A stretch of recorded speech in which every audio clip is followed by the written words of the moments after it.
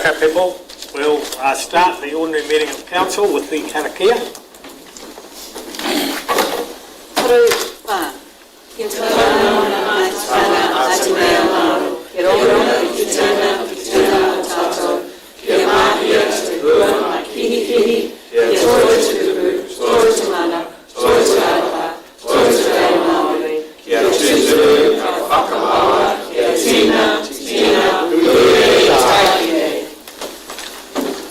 Conflicts of interest? No conflict of interest. We have no apologies. We do have Councillor Helena coming in on Zoom.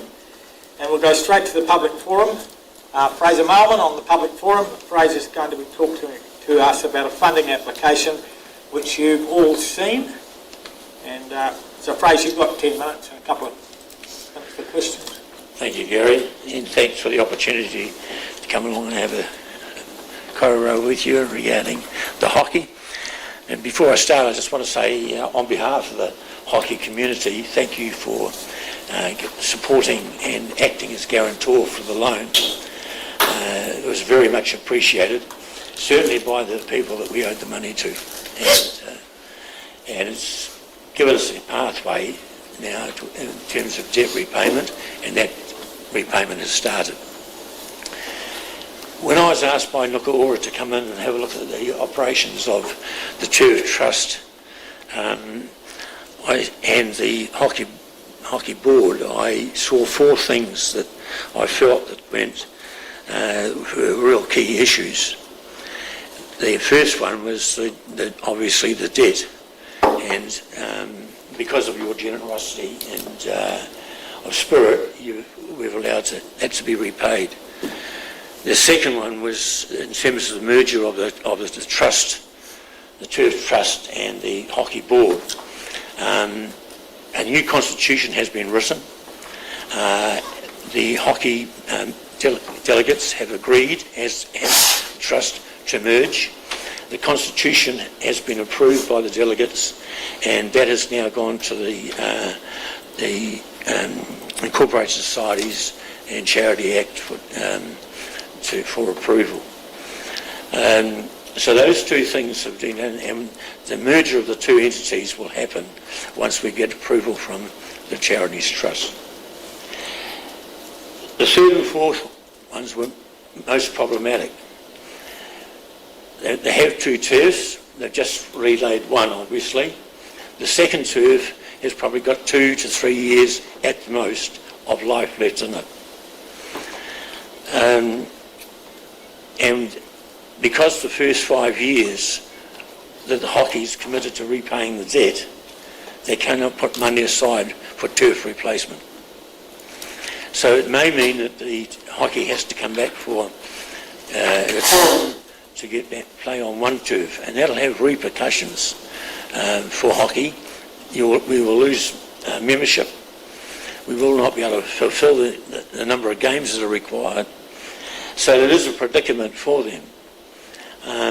And so what I looked at and with the advisory board was to develop a 15-year plan so that the first year, 5 years, put aside with the help of councils and Trust House a certain amount of monies each year, 110,000 each year for the four entities, and then after 5 years relay the turf.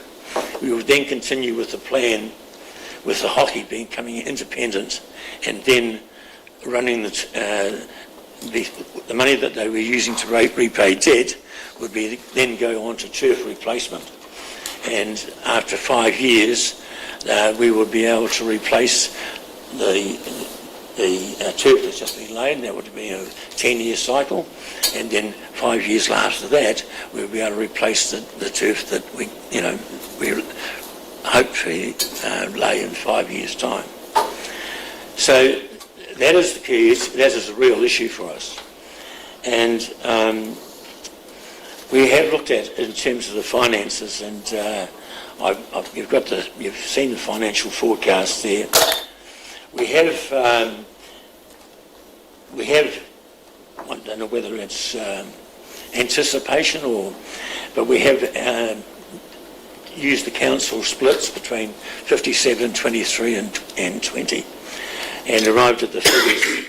And that's, if that was forthcoming, we would have sufficient funds to replace the turf in 5 years' time. We have been proactive in a number of ways. A fundraising committee has been set up.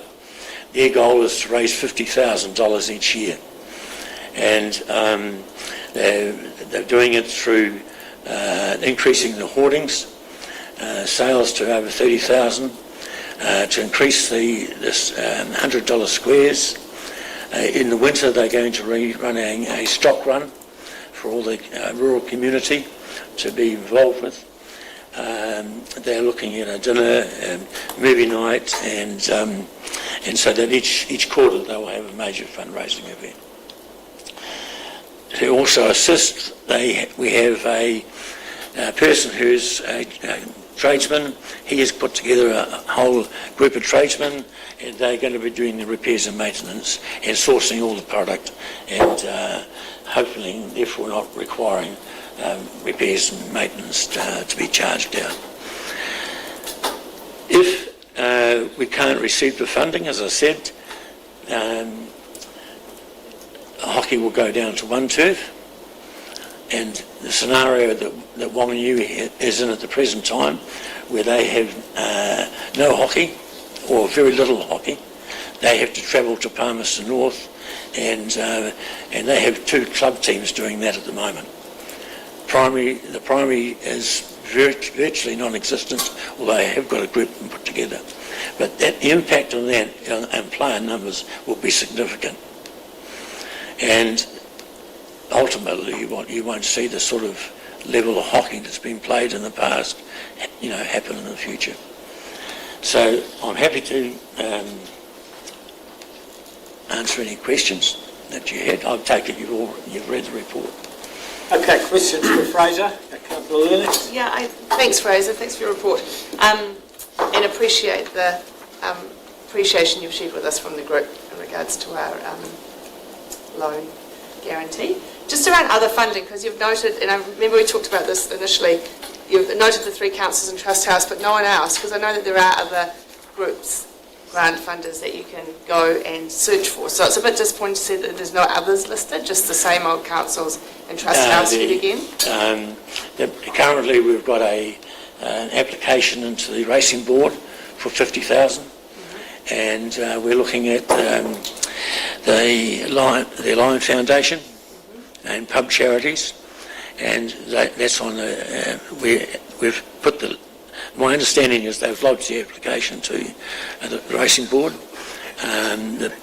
We've had an approach from pub charity from Lion Foundation, and considering our situation, they approached us, and we'll be looking for pub charities as well. Okay, so there's already some grant funding that you've applied so we've from had, others.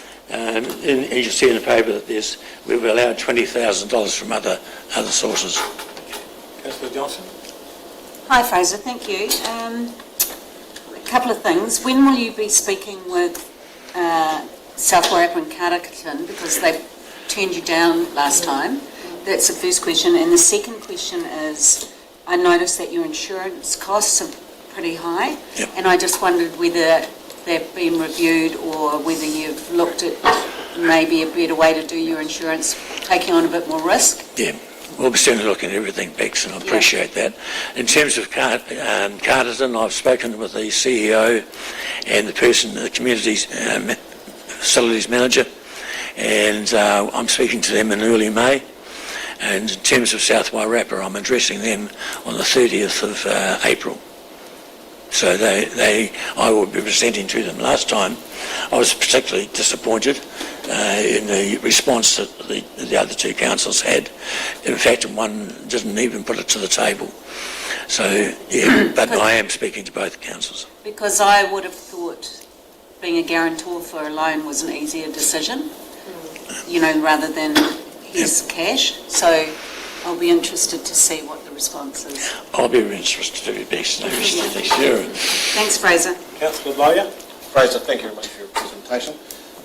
In here you talk about football, rugby, cricket, athletics, netball and skateboarding. So what are the numbers? When you look at the numbers and you've got 1,600 people playing hockey, what are the numbers compared with other sports on the Wairarapa? Where does hockey rank as far as numbers? Yeah. Well, hockey's, as I said, about 1,600. Netball's the same in terms of their participation. Rugby, we've got 2,270 participants last year. I haven't been able to secure the football numbers, but I know that at one club here they have 700 members, and that's Douglas Villa. That has a huge presence in soccer. They've got 5 teams at Masterton AFC. Greytown have 280 members, but I don't know whether in the structure, whether in the soccer or football area, whether the schools have a competition as well. So I'm not sure of their numbers, but where it sits, similar to netball, just short of rugby, and interesting within the hockey stats, over 50% of the people that play hockey come from Masterton and the wider district. Councillor Nelson. Thank you. If I could just help with your answer, it's the only sport that I'm aware of. I spent a lot of time down there where the Wairarapa schools get together to share a competition. Most of the competitions are Masterton based or South Wairarapa based. This is one that brings them all together. So it's all schools in the Wairarapa that use the term for hockey, usually on Friday nights.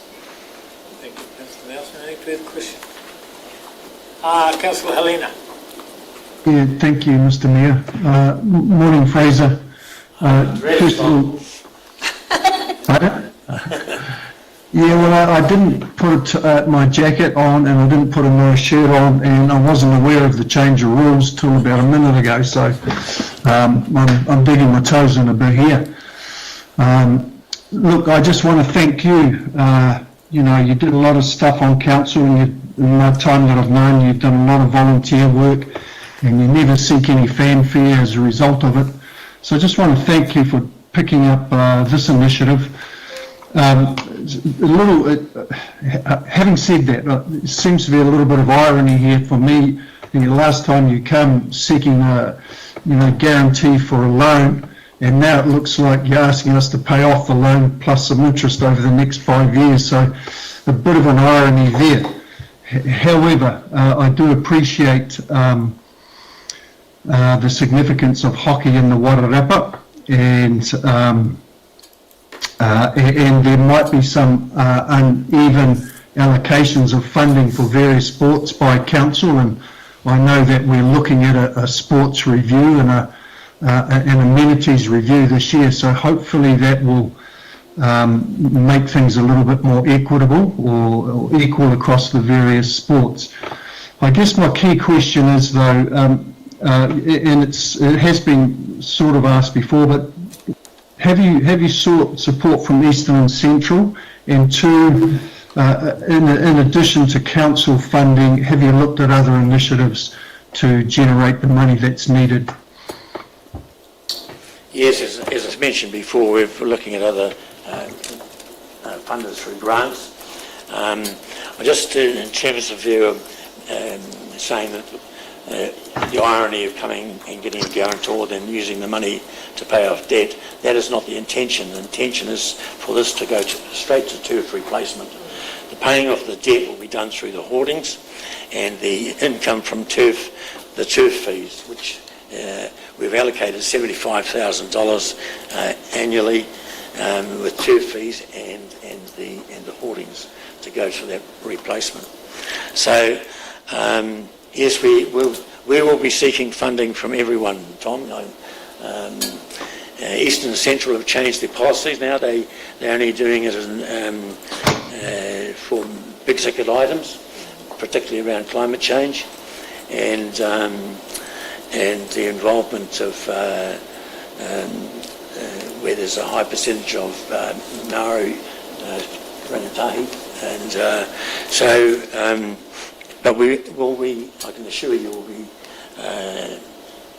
going out to everyone to try and get some money. Okay, thank you. Councillor Tutor? We stand. No. No, you sit for this one. Sit for Fraser and we'll stand for the rest. Kia ora, Fraser, thank you. You said just now that East and Central are looking at rangatahi Māori. Well, how many rangatahi Māori are they? I haven't got those stats at this stage. Certainly in terms of, I've had a breakdown of the male-female, I've had a breakdown of the 3 districts, but I haven't had any stats regarding the ethnicity. So I can't answer that question for you. Well, it might be helpful. It wouldn't. Netball is certainly very high, but I don't think hockey would be the same percentage. Councillor Nelson? If I may just help answer your question, the school with the highest number of Māori students in the Wairarapa doesn't have a turf. The only access to hockey that Lakeview has is through the turf at Clendon. And there's a large number of our students who are Māori playing hockey at the moment. Councillor Hayes? Fraser, you listed a number of sporting codes that the council support, and hockey, Wairarapa was not on it. You were a former councillor. Was that the case when you were here, or is it just fallen off late? No, the funding for hockey by the council, and you've certainly been very generous in the past. In 2009, 2010, 2011, the council granted $50,000 each year, and then they did that the same in the 2014, and in 2019, I think it was, the hockey board applied for $40,000 from the council. The council granted it, but they failed to put an invoice in, and that was possibly the level of management. And so that's my understanding. So in terms of what I mentioned there in your annual plan, no, hockey hasn't received it on an annual basis. Councillor Johnson? Fraser, there's been mention of Trust House and gaming funding is down significantly. Yep. And in fact, they're forecasting that it'll be down $1 million in our area this year, which is $1 million that's not been given to community organisations. So my question would be, have you had one of these initial talks with Trust House? Because Trust House support hockey, but they also support the Premier Men's League and the Premier Women's League as well. So it's not just the Hockey Association, it's Dalefield and school teams and things like that. So there's only so much money that can go around and there's less of it. So I just wondered, have you tested the water there? No, I'm certainly going to meet with the CEO and have a discussion about the best way that can happen. But I'm aware that there's tough times, and it's tough times for everyone, and it's tough times for councils too, with everything that's going on. So I'm appreciative that we're coming in at a time where it is financially very tight. But I can only make the case that if we don't do something, then hockey will fall over. Yeah, and just on a further note on that, it's good that you're talking to the Lion Foundation, because they now are the gaming foundation for Carterton, not Trust House, so it's important. I've had talks with the CEO of the New Zealand Community Trust, but they don't have a presence in the Wairarapa, so he certainly provided me with some advice as well. Councillor Holmes? Thank you, Fraser. Would it be fair to say that hockey's holding its own in the men's department, where rugby's probably losing out to soccer and hockey as well? Basically I came on to investigate and look at what the issues were. Daleford hold their own in the capital area and also in the provincial. That's the Dalefield men's team and the women's team. So they are the flagship for the hockey excellence end of this. But if I can't comment on the standard. There's one game there I thought I could perhaps join in, but I found that I probably wouldn't be able to run. But yeah, it's I don't think the standard's as high as it used to be, but there are certainly promising things happening with the under-18s. They've just had a development program for the under-18s, and 40 attended for 20 sessions with Dane Led. So we're looking at other ways in which we can, stimulate the young people. All right, final question, Councillor Tudor. Sorry, Fraser, maybe I didn't make myself clear, but maybe if you got the stats on the number of Māori people youth playing hockey, you could gear the application for the Eastern Central on that. On that grounds. Yeah. Yeah, we'll certainly be doing that. They have been a good contributor in the past. They, off the top of my head, I think it was $120,000 they donated or granted. Okay, well, thank you, Fraser. Thank you for that. As you know, we do have a grant process which you can go through, but no doubt you and I will be talking over the next few weeks about it. Thank you so much. Yeah, and thank you for. Thanks, Fraser. Right, we have late items, no late items. Go to page 6. Minutes of the council meeting on February 19. Somebody approved records committee, Councillor Johnson, seconded Councillor Bowyer. All in favour, please say aye. Aye. Page 19, minutes of the extraordinary council meeting held on March 5. You'll notice on page 29, the date is wrong there. It should be the consultation closes on Tuesday, April 22. So I will move that they are a true and correct record with that change. Somebody prepared to second. Councillor Holmes, all in favour, please say aye. Aye. Thank you. Page 24, the minutes of the extraordinary council meeting on March 19. Somebody prepared to move to and correct record. Councillor Bayer, second Councillor Tudor. All in favour, please say aye. Aye. Page 30, minutes of the Audit and Risk Committee on February 26. Somebody prepared to move that. I'll move that they're a true and correct record. Somebody second. Councillor Lennox. All in favour? Thank you.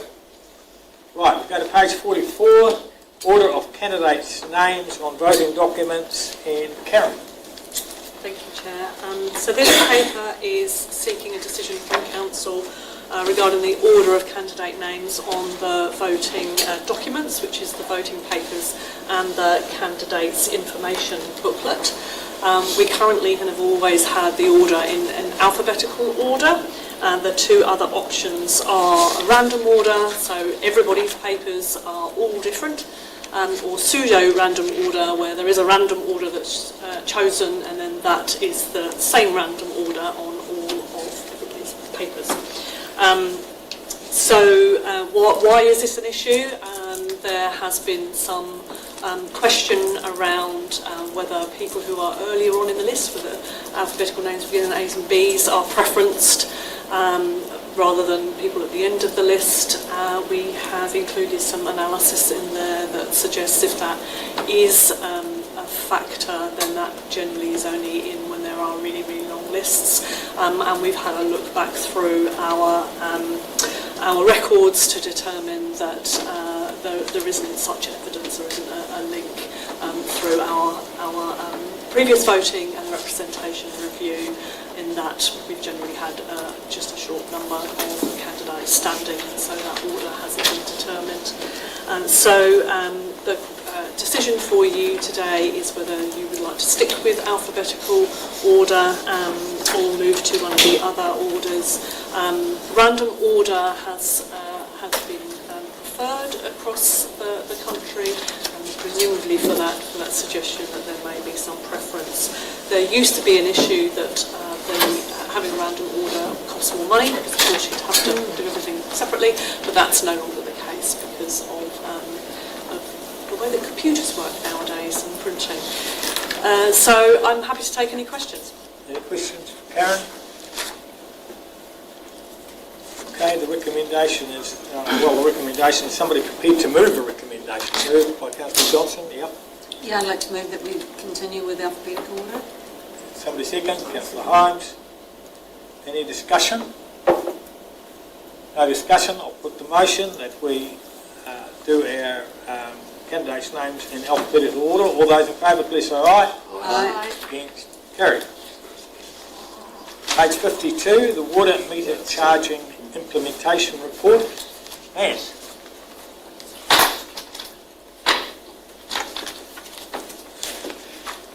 Kia ora, good morning, everybody, councillors, your worship. I will take the paper as read. There is a few things that we're trying to achieve with this paper this morning. They being a decision around the deferral of the go-live date to move to volumetric charging for our water meters. The second is around the rates remission policy and what staff are proposing in that area. An agreement to allocate $50,000 to support residential ratepayers where there are issues with repairing leaks. We are looking for an agreement on how we are proposing to deal with shared services in the future where there is one meter that covers numerous connections. And finally, our proposal to constrain or insist that a water meter go on every new connection as we go forward. I'll go through each kind of recommendation if you like. So the first being the deferral for the go live date. So we now have a lot more information than what we did when it was originally decided that we would push to volumetric charging and billing through that method on 1 July 2025. And what we have established is that there are considerable anomalies within the network which we need to look into. These could be private leaks, but they could also be some issues with meters, incorrect meter numbers being allocated to incorrect properties and so on. So from an operational perspective, it feels like a pragmatic thing to go and validate all of that data and information so that we can improve our set of data, and therefore the billing when we hit the billing cycle is more accurate. So that is one of the key drivers behind the proposal. To enable us to produce mock bills, we still have a little bit of work internally to do around our systems and processes so that we can allow that to happen. We still have around 100 water meters, residential water meters to install, which is actually a significant drop from when we last reported, and we suspect there's between maybe 250 to 300 shared services.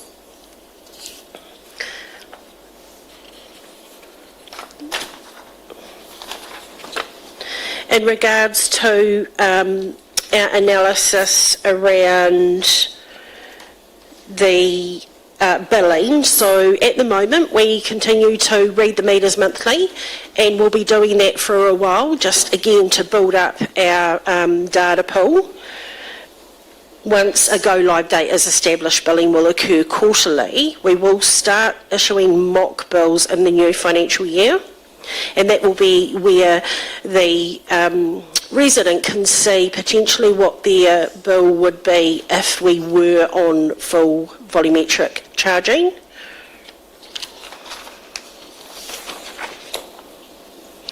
Our proposal for shared connections.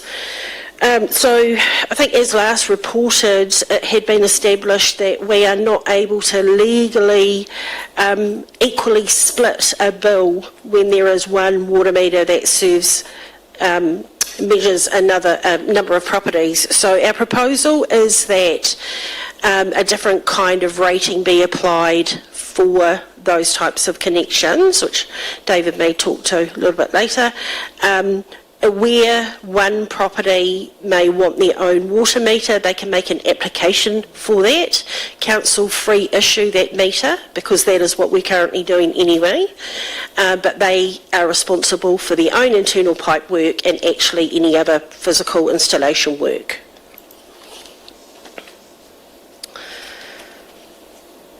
Hang on, we'll do questions after. Yep. Oh, sorry, I'll try to get through this as quickly as possible. In regards to the commercial meters, so we still we have there's a hybrid in terms of how we are reading those meters. Some are manual and some are smart meters, so we are still doing some data collection in that space.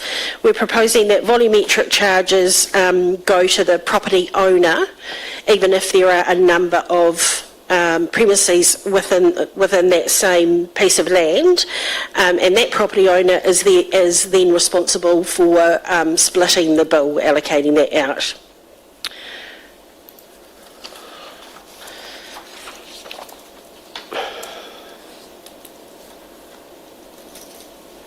Rates remission policy. So we spoke about this earlier on, and given the changes that we are now seeking in terms of the go live date, we're also wanting your views on temporary financial assistance, which is being proposed of $300 for any households where they are experiencing financial hardship. And that is to assist them with any private leaks. And there are some guardrails in place around that, but it will kind of be as evidence is provided to the finance team. In regards to excessive leaks or high use, we are looking at or proposing a remission of up to 50% of the difference between what they've used in one billing period as opposed to what they had the previous billing period.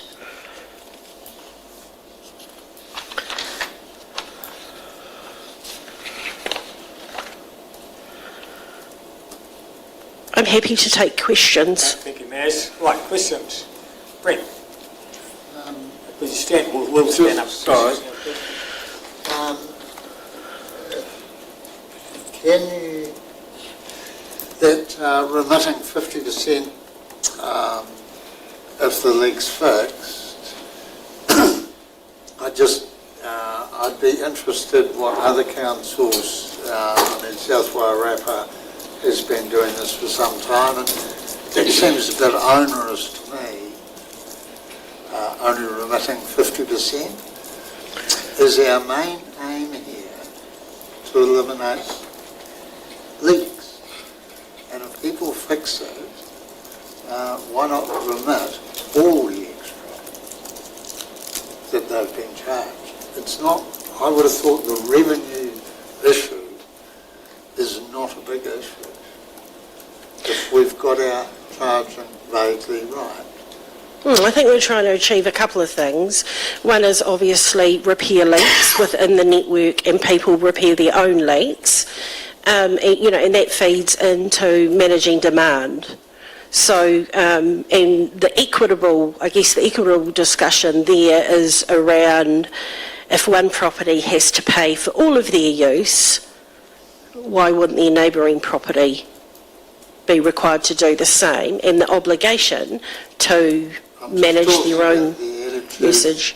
To leaks, to someone fixing a leak, and obviously their water usage is shot up, and saying, right, if it's fixed within, now I think South Wairarapa does it within 3 months. I'm not sure about that, but if it's fixed within an acceptable time,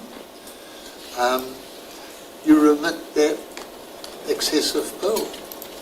I mean, at the end of the day, you're writing off, a few cubes of water, which actually doesn't cost us, and you're fixing the leak. But anyway, that's that. The other thing is, it seems incredibly inequitable that commercial properties can't have free access to check meters. If you expect a landlord to dish it out, you don't want to do that with residences because there'll be warfare in the streets. But you're leaving commercial properties to split the bill amongst their tenants. You already penalise... Well, it's where there is one owner. It's where there is one owner. Yes. So if you own a building and you've got 10 tenants, you're saying, let them sort it out. Households, no. Commercial people who we charge very aggressive rates on, you were saying let them sort that out. Why not supply them with check meters, like you're doing with the housing? How big a deal is it? Well, there's a different legal requirement. With residentials, we are not able to split bills. Right? Legally, we are not able to do that where there is one meter. With commercial, there's one owner, so it's a different construct. Okay, well, setting the law aside, I'm talking about making good governance. Why not have check meters available for commercial properties? You put the check meter in, I don't know, do they last 20 years, 30 years or something? You know, the long-term aim of this policy is A, being able to measure water, and B, being able to manage it better. And meters are a very powerful tool in that. So I would ask for that to be changed, and I don't know if you want me to put an amendment or something. We'll see if anyone else is supporting it. I just wondered, and maybe it's David's subject, helping people pay for their repairs, interest-free loans. We have discussed sort of bits of this elsewhere. I just see a glimmer of something that we hadn't looked at before. Can you talk about what you mean with interest-free loans to help people who are struggling to pay their repairs? You want to talk to that, David? I think, historically we've said that we are unable to do that. We are not a financing agency. We don't have the ability to do that. Do you want to comment on that, David? Yes, I can. The Credit Contracts Act is a piece of legislation that requires a financial institution that offers finance to individuals to comply with a certain amount of regulation. The council is not set up to offer those financing ability. Some councils have, in the regional councils in particular, where they have insulation programs and are lending specific amounts to individual properties, and so every property has a different loan balance and are paying it off over a different amount of time. It's very complicated to administer. We currently are not set up to do that, and the laws that govern it are administratively difficult. So we're not proposing that this council goes down that track.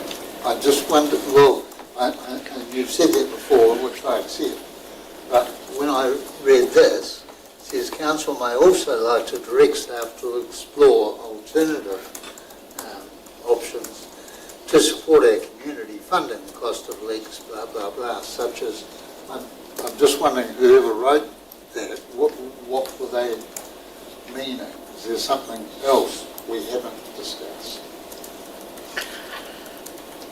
Is that clear? No. Does that make any sense, that question? Look, I think legally we are unable to facilitate lending, but as we move forward and we start to understand the issues around leaks and the billing cycles and any issues around payment, we will probably have to have a closer look at what we can do to help facilitate that if it's becoming evident that there are people out there who cannot fix their leaks. The answer to that I don't have. We're probably going to have to regroup on that. But I'm curious if this is presumably being done not just in New Zealand but around. Water meters are not new. Have we not looked at what other councils have done? Well, there's a myriad of solutions. Some councils will accept to pay for repair of private leaks. That is not a consideration that we have brought. No, but I through. just, yeah. Has it been looked at any depth?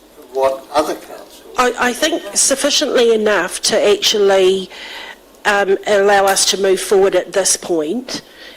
As I said, once the volumetric billing starts and we start to see some patterns and themes coming through which may point to issues with people fixing their leaks, then from an operational perspective we need to think about how we can assist, and that may be coming back suggesting something else to you all, which may be additional funding, maybe some other solution. But I don't think that is needed now for us to get to the next phase. Johnson?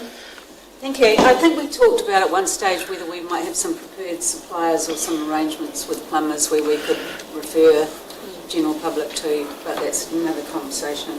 But my question is on page 71, which is about the remissions between landlords and tenants.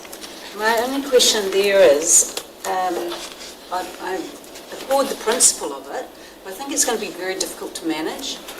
And one of the things we want to avoid is water meters being top heavy in personnel time and administration time, because it talks about the landlord makes the application with and on behalf of the tenant.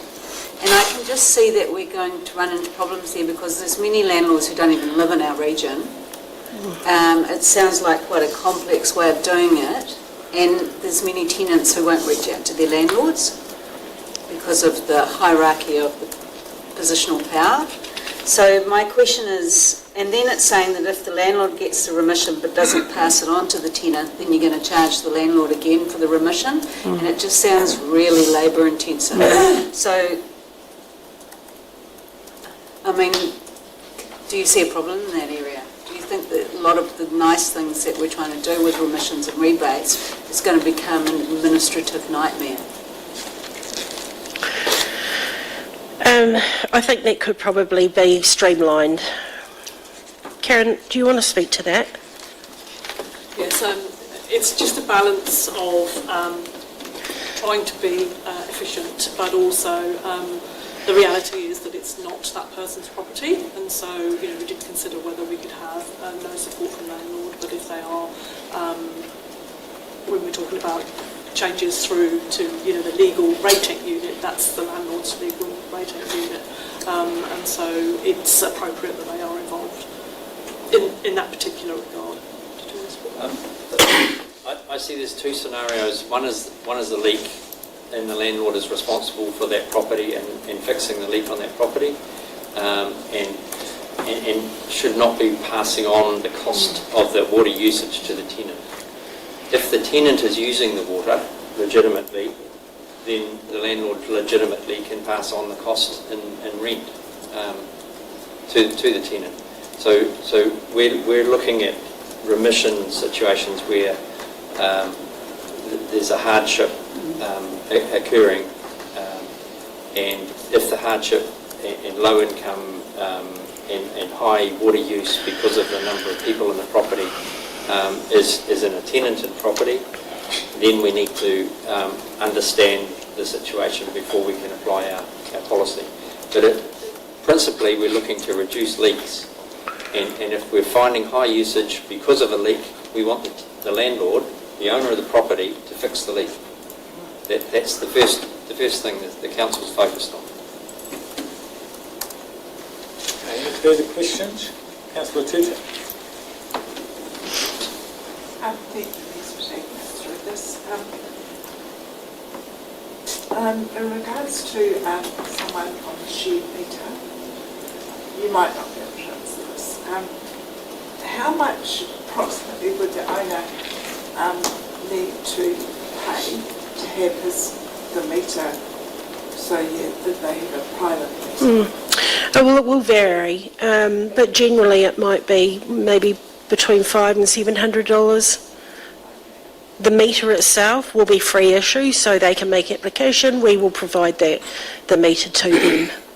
Because some people might want to know before they, if they can afford it, before they have to take it. Yes, and generally what my recommendation would be that they approach a registered plumber, get them to come out, have a quick look and get a quotation from them to do the work. Any further questions? No further questions. Somebody prepared to move the recommendations on page 52 and 53? Right. Moved by Councillor Johnson, seconded Councillor Lennox. Discussion? Is there no discussion? Is Councillor Goodwin and then Councillor Holmes? Yes, I'd just like to see if there's any support for providing free check meters to commercial properties as well as residential.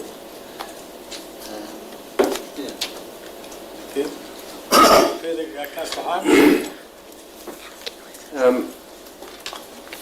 My observations are that shared meters are potentially a disaster, to be quite honest with you. And I don't see any difference between a residential property or a commercial property, and I agree with Brent, what he said about the commercial. I'm involved in a water scheme and have been for 40 years. The water scheme owns the water to the farmer's tank or the user's tank, and from the tank on is the responsibility of that person. And I think the same thing should apply here. And I just think that if we pursue this line of shared water meters, it's going to be an absolute disaster, and I'm happy to hear that the council will pay for the meter if it's supplied, and the person has to install it, so that's not a problem. Councillor Johnson? Further to Brent's comment, logically I can't see any reason why a commercial property couldn't ask for a separate meter. Is there any reason for that not to be available to commercial properties? We're on to comments now. We've already had questions. Oh, but is it doable? Are we okay to respond? Oh, yeah. Yes, generally the expense, it depends on the diameter of, the size of the water main. Generally commercial a lot bigger, so probably a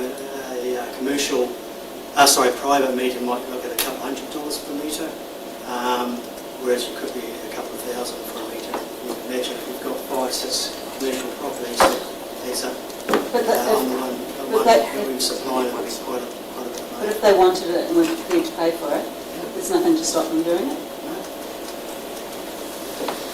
There you go. Sorry. It is about the property owner being responsible for the water that goes through the main meter and their ability to divide it up amongst their tenants. So the check meter is going to be on the tenants, and it'll measure the individual tenant's usage. And then the landlord divides up the water bill, because the landlord is still going to get the water bill. The check meter is only to measure each of the different tenants and how much they're using. Yeah, but they won't, but many commercial properties won't have check meters. No, but you're asking, can check meters be installed? Yes, they can. Thank you, Councillor Helena. Yeah, no, I support check meters for commercial properties as well. Whether or not we pay for them is another question, but I just think without the ability to, the whole purpose of this is moving to a user pays system, and if we've got multiple tenancies and we don't have a fair mechanism of working out who's using the water, I can see it being disastrous. So I think the same, the same opportunity should be applied to commercial. I just wanted to comment on Councillor Goodwin's previous, whether people were interested in his previous suggestion, but I'll wait for him to suggest that again. Just a couple of points that I'd like to draw your attention to in the paper that we're seeking your direction on. is around the funding allocations in the resolution. So we've asked the question within the remissions policy of being able to apply for $300 per application, whether that's sufficient or whether you would want to increase that. Also, whether the $50,000 allocation of funding is sufficient or whether you would like to increase that.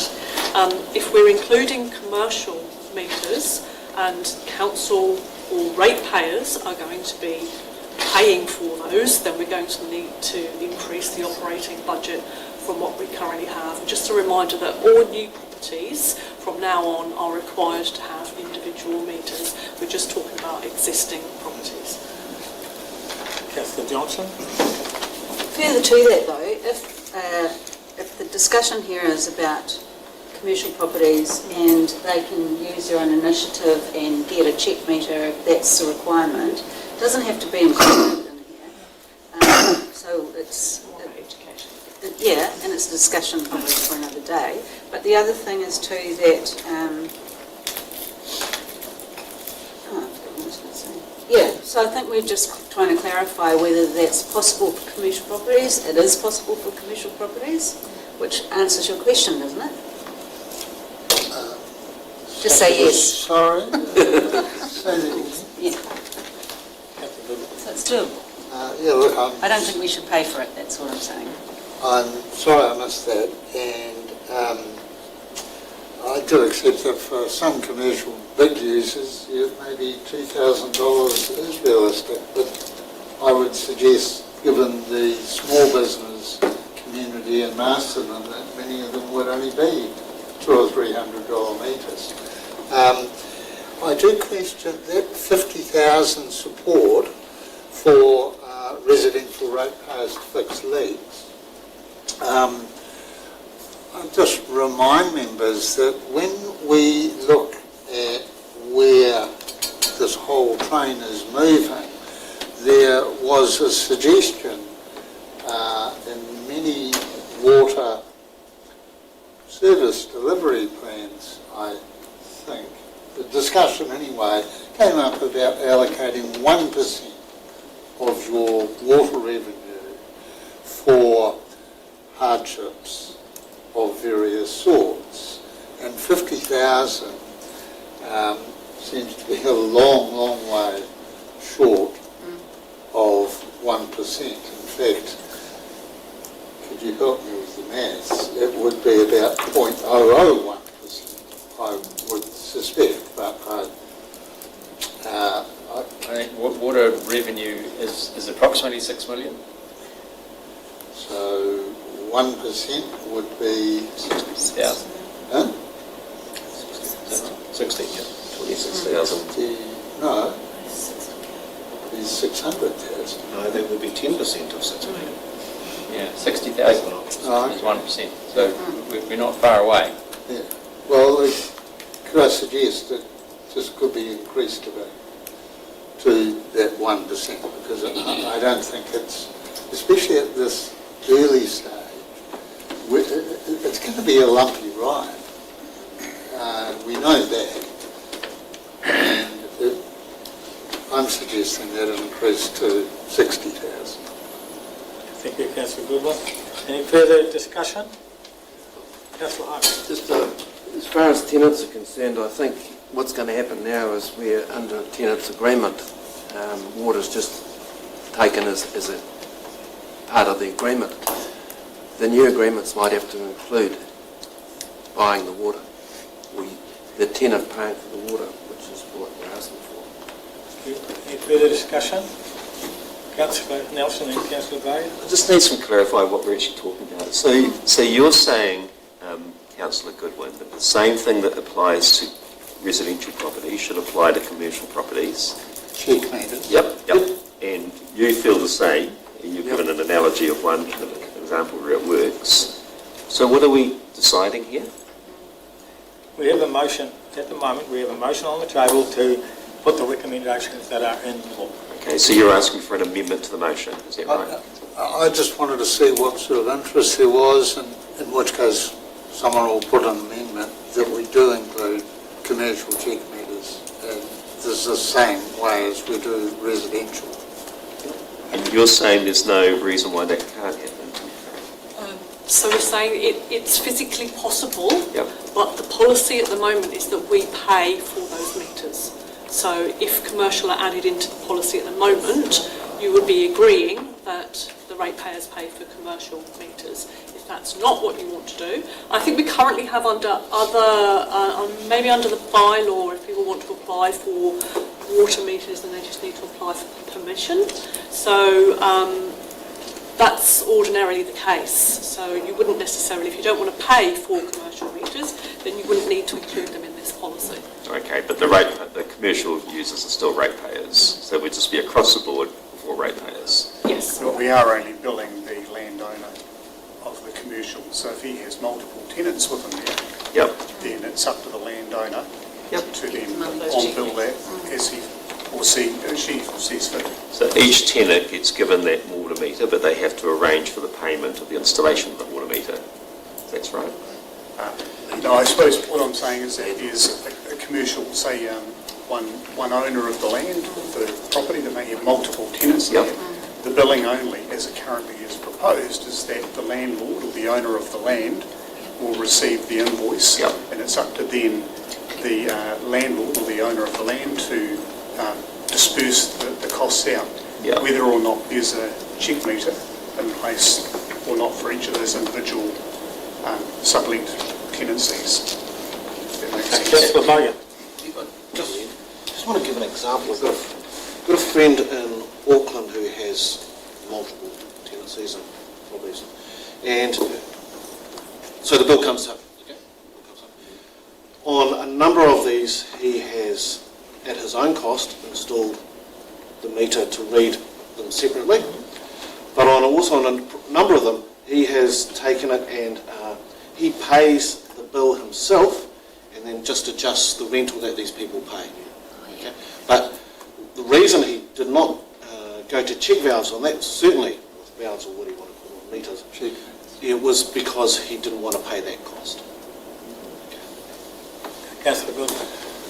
Yeah, look, I just think this is, but you know, and many and other members may know more about this than me, but in New Zealand Law Society standard lease that many landlords would use, there is, I think, a provision for any charges that come along to be paid by the tenant. To just put the rent up to cover those costs is, I think, a little bit of an oversimplification. Myself, this is a separate cost, and it is being, and I suspect in law, it is treated as one of those additional costs in the Law Society lease that you can pass on to the tenant. So I think you need that aspect is relevant to what we're talking about, and I'm simply suggesting, and maybe now is the appropriate time, that we amend that motion to provide check meters for commercial landlords. Can we just clarify that we can only charge the rating unit? There is only one rating unit, which is the landlord. That is who we charge. And then how the landlord allocates that charge onwards is up to the landlord. We don't get involved in that. We can physically put the water meters. Yeah, that's fine. You know, that's called tossing the can over. You know, an absent landlord has got a whole bunch. You know, that is a very. Are we trying to get to a long-term position of having people metered in that? I can't see why we wouldn't. We're providing everyone else's meters. You charge anyone with the temerity to be a commercial operator double rates. Why not also provide them with a check meter so that they can pass those costs on to their tenants? And the whole system works as we intend. Okay, Councillor Johnson.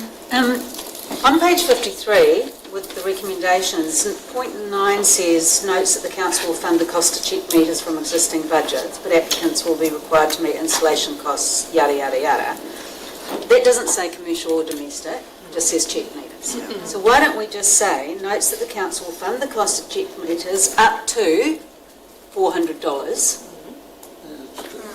Yep. blah, blah, blah, blah. And then people can come and apply for check meters, whether they're commercial or whether they're residential or whether they're landlords. And then we're still only funding to a certain level, which we've already agreed on for domestic. And then it's up to commercial. Everyone is able to, anyone who wants one can get a check meter, but we're only subsidising it to X amount. Matt. I just want to make a comment about that.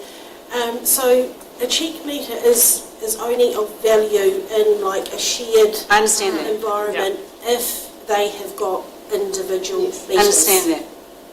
So, and we are not proposing that we install or provide free issue to commercial property owners.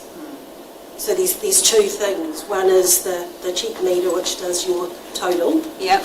And then their individual meters, so breaking out their services. But there will be some commercial property owners with shared meters, won't there? Yes, definitely. Yeah. So I'm just saying we're making it available, and whoever applies, but we're putting a ceiling on how much we're prepared to invest in it. Just having a check meter on shared services is not going to achieve anything. It's futile unless there are individual meters.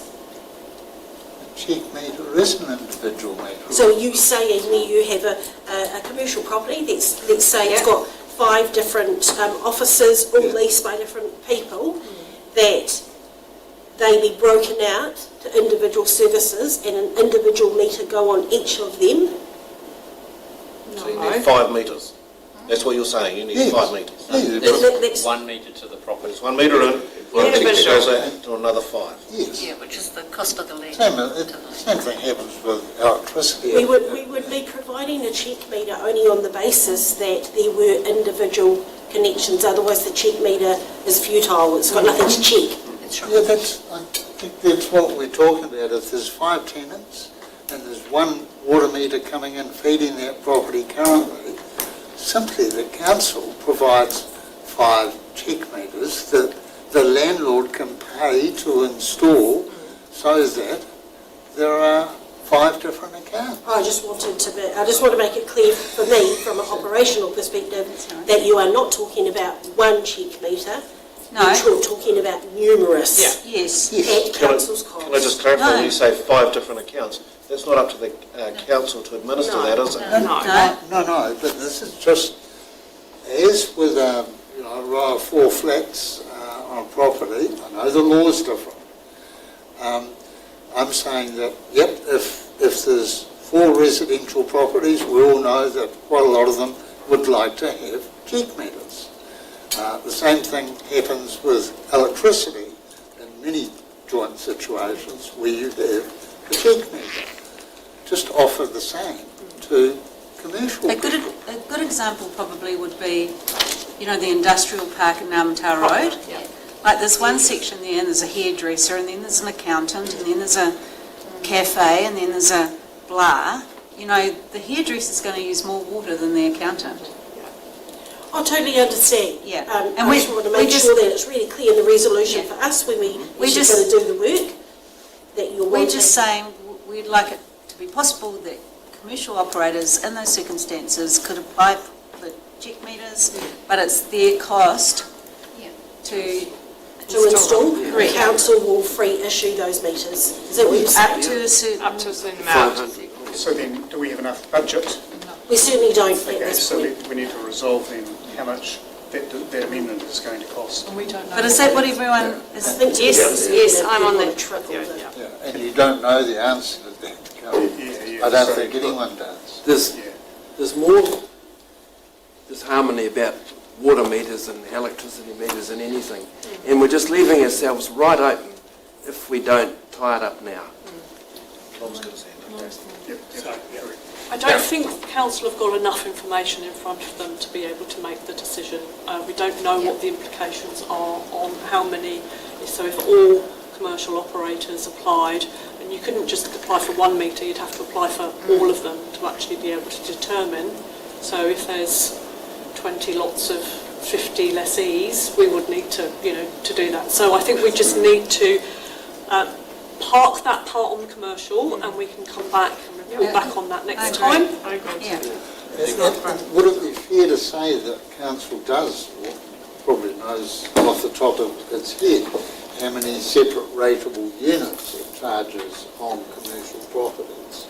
Now, okay, the accountant mightn't have any water, but the hairdresser, you would have some vague idea of what we are entering into. Would that be fair, the separate rateable units? I'm afraid a vague idea is not going to be sufficient to be able to make a decision on decision making. Let's go away, let's get the figures. We can get the budgets and we can come back next time. Can I just say though, one of my questions would be, and I don't know, but do we have to even fund the check meters? Well, no, I think that's No, I'm saying. the point that I'm trying to raise. Do you want us to free issue the meters and therefore council pay for those, or do you want the commercial owners to pay? Well, that's another question, because we also have water tanks, right? Because we encourage people to have water tanks on their properties, and we sell them, but we don't give them away. So that's, to me, I just think it's another... Yes, another... I think Karen's right. A quick run of the numbers, and we're well over 100,000. I think I'd take out that point, and maybe if we can approve... The resolutions as they currently are. Yeah. Gary, can I ask a question, Mr Mayor? You are next, Tom. Yep. Thank you. Yeah, right now. Okay, thank you. Just a question and then a perspective. If you have a landlord with 5 residential units on one connection, is that considered commercial? No, it's because it's a residential property, isn't it? I can probably answer that in that the policy and paper, we're looking specifically at those residential properties where there's one line into the property but it splits into 4 or more, and each of those 4 is a separately rateable unit. So we've allowed in the past a water connection when something's been subdivided up and it's still one line from the street. So we've only got the 1 metre, but we've got 4 separately owned properties, and we want each of those properties to have a check meter so that we can charge the separately owned property for the water they use. At the moment, we don't have a mechanism for that. That's the situation we're trying to address in this paper.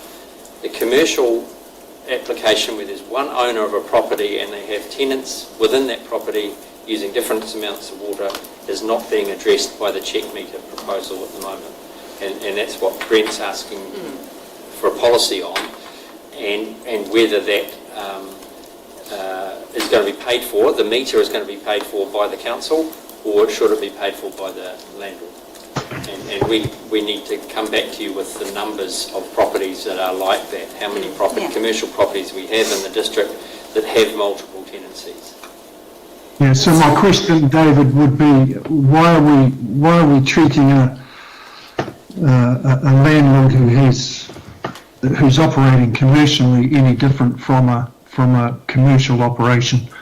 And just to go back to Maz's point, if a unit of flats, one connection from the mains to the 5 blocks of flats, if a check meter is required, but just checking my understanding, Maz, we need a check meter and then we need individual meters on each 5 properties, is that right?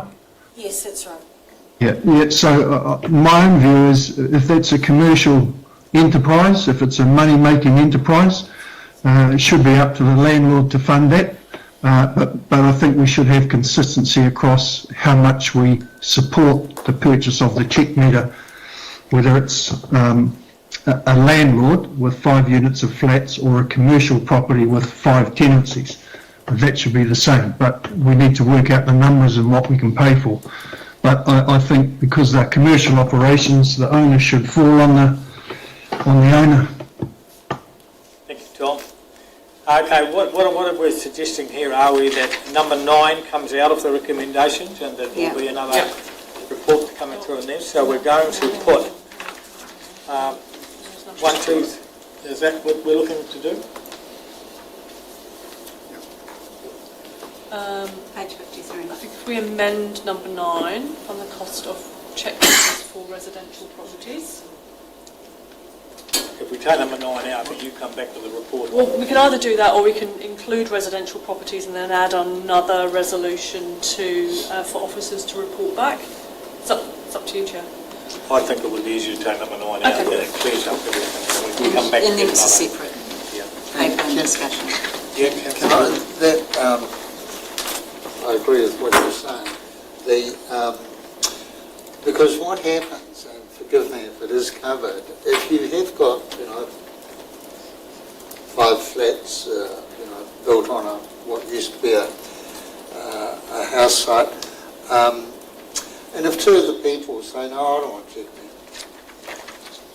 and so they're on cross lease or whatever it is, the other 3 tenants might say, no, we've paid for check meters, we're not paying for your water. What happens then if part of the cross lease or whatever the hell it is says, no, we don't want meters, and the other part does? The owner's problem.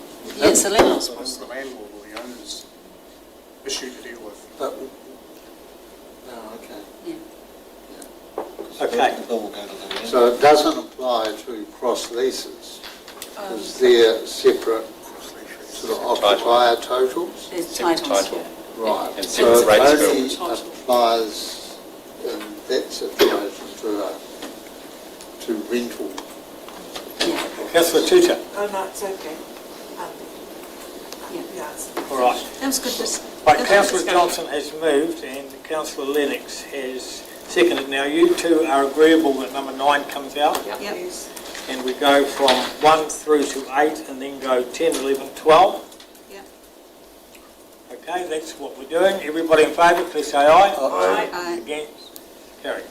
Sorry, can I? Thank you. We now then go to page 75 was meant to be property disposal process. This will now come to the next council meeting. So we go to page 76, community activity report. Tom.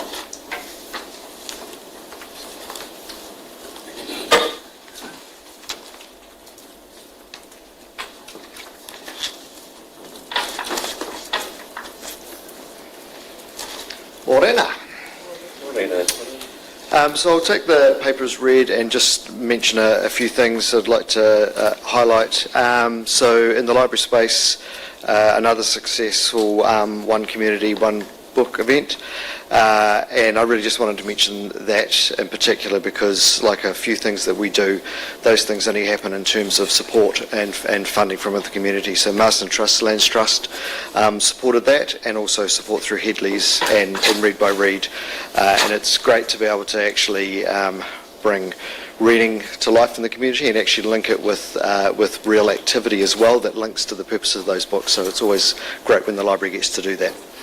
And in the ComDev space, so the One New Zealand series is wrapping up. I think the last one's this weekend. It's been, again, fantastic to have that support from One New Zealand to enable us to bring to life both the youth hub and the skate park and have that successful series, and we're hoping that that will be a relationship that will continue into the future, and we'll be able to do that during the summer months. And the ComDev team have been working alongside the Disability Advisory Group, helping them to activate and work on their purpose and how they'll support Council as one of Council's committees. And the play trailer's been very active. It was really pleasing to see that at the Relay for Life, which happened over the weekend. Council had a team there, and we went through the night, but it was fantastic to see the trailer in the middle of the park and being actively used by the children that were at that event.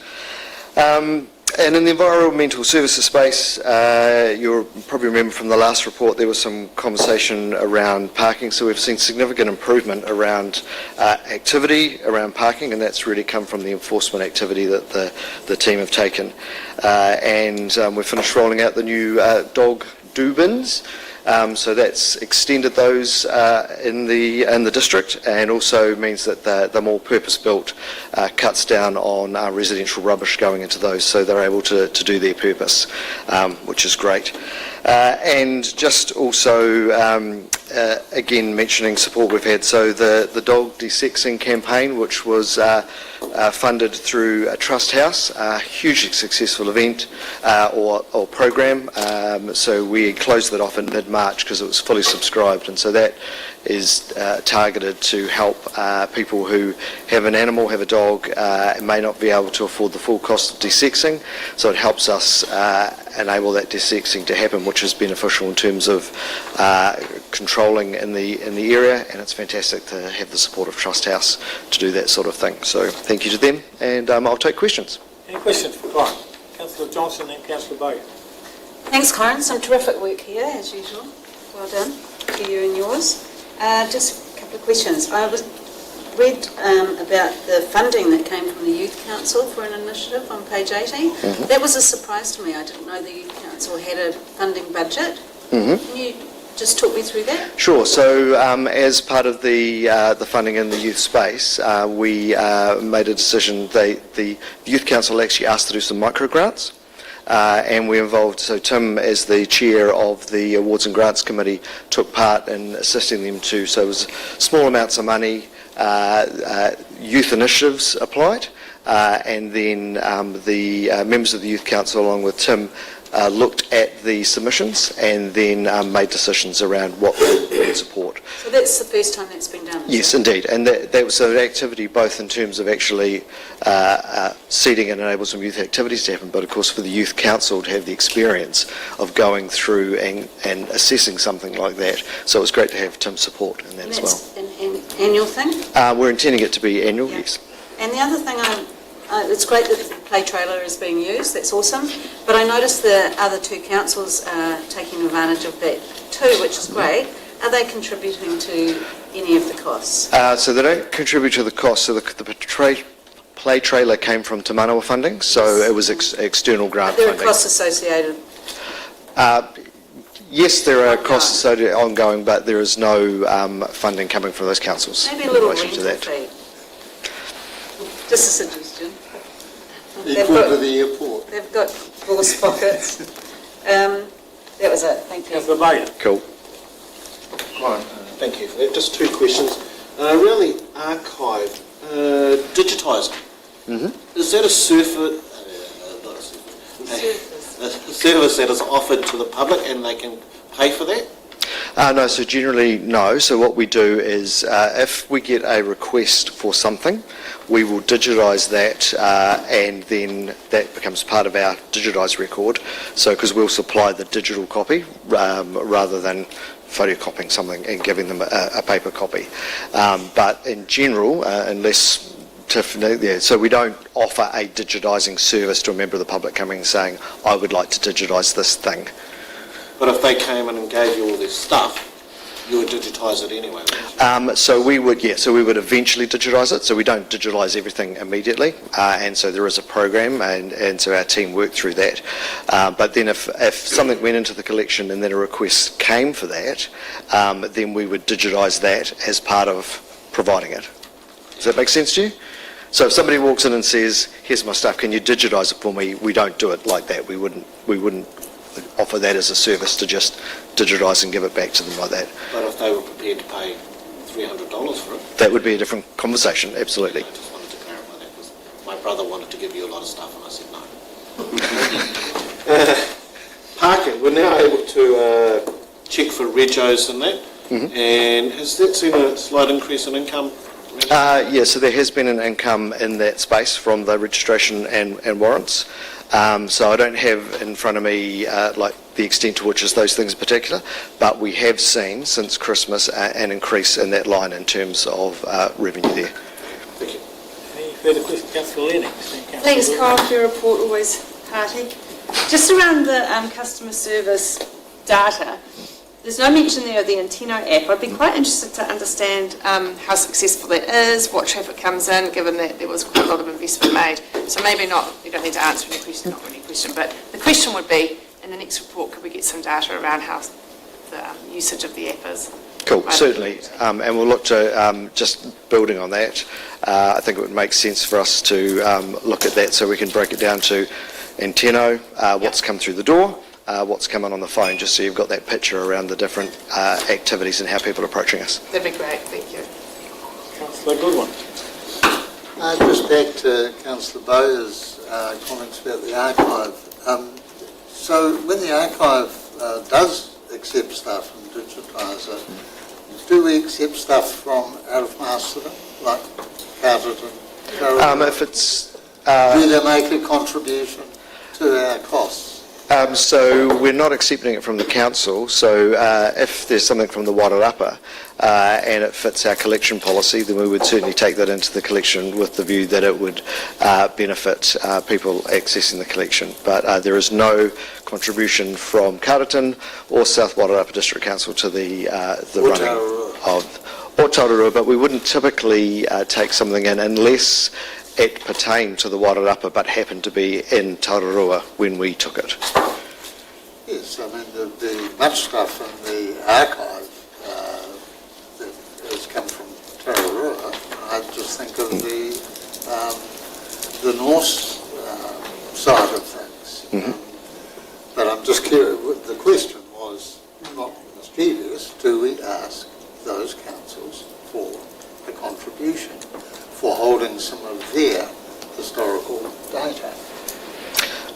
So the answer to that is no, we don't ask them for a contribution, but we wouldn't typically hold the council's data.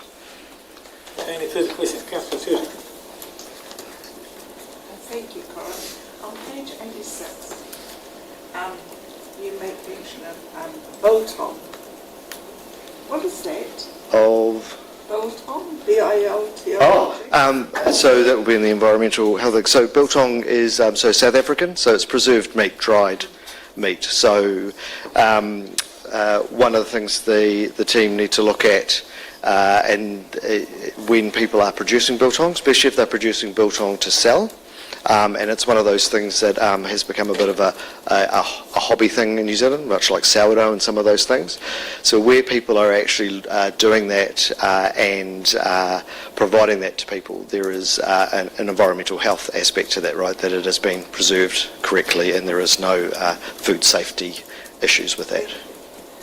Also, it makes mention that the District Council Environmental team are planning a workshop to develop training competencies for the manufacture of cheese. What sort of things would that involve? Because anyone can make cheese at home. So in particular in terms of what they're doing here, so the manufacture of cheese at home for your own consumption, that is something that's permissible and doesn't fall into what the environmental health team are looking at. But what they're looking at doing in particular here is, so we're part of the Wellington Regional Cluster. So that is basically all the people working in environmental health in the Greater Wellington region. And so they meet periodically to basically exchange knowledge, to enable all of the areas to have better professionalism and ensure that we're doing the job. So one of the ideas that came up, and it came from our team, was to look at especially soft cheese manufacture, so very easy cheeses to produce. But again, if people are producing that and then, say for example, selling it at a farmer's market or something like that, there are environmental health concerns. So they're actually going to lead a piece where they will go through the process of making that cheese, and in particular there what's of interest is raw milk, because raw milk has there are more food safety concerns with raw milk than there are with pasteurised, hence the fact that we're pasteurised, to remove that.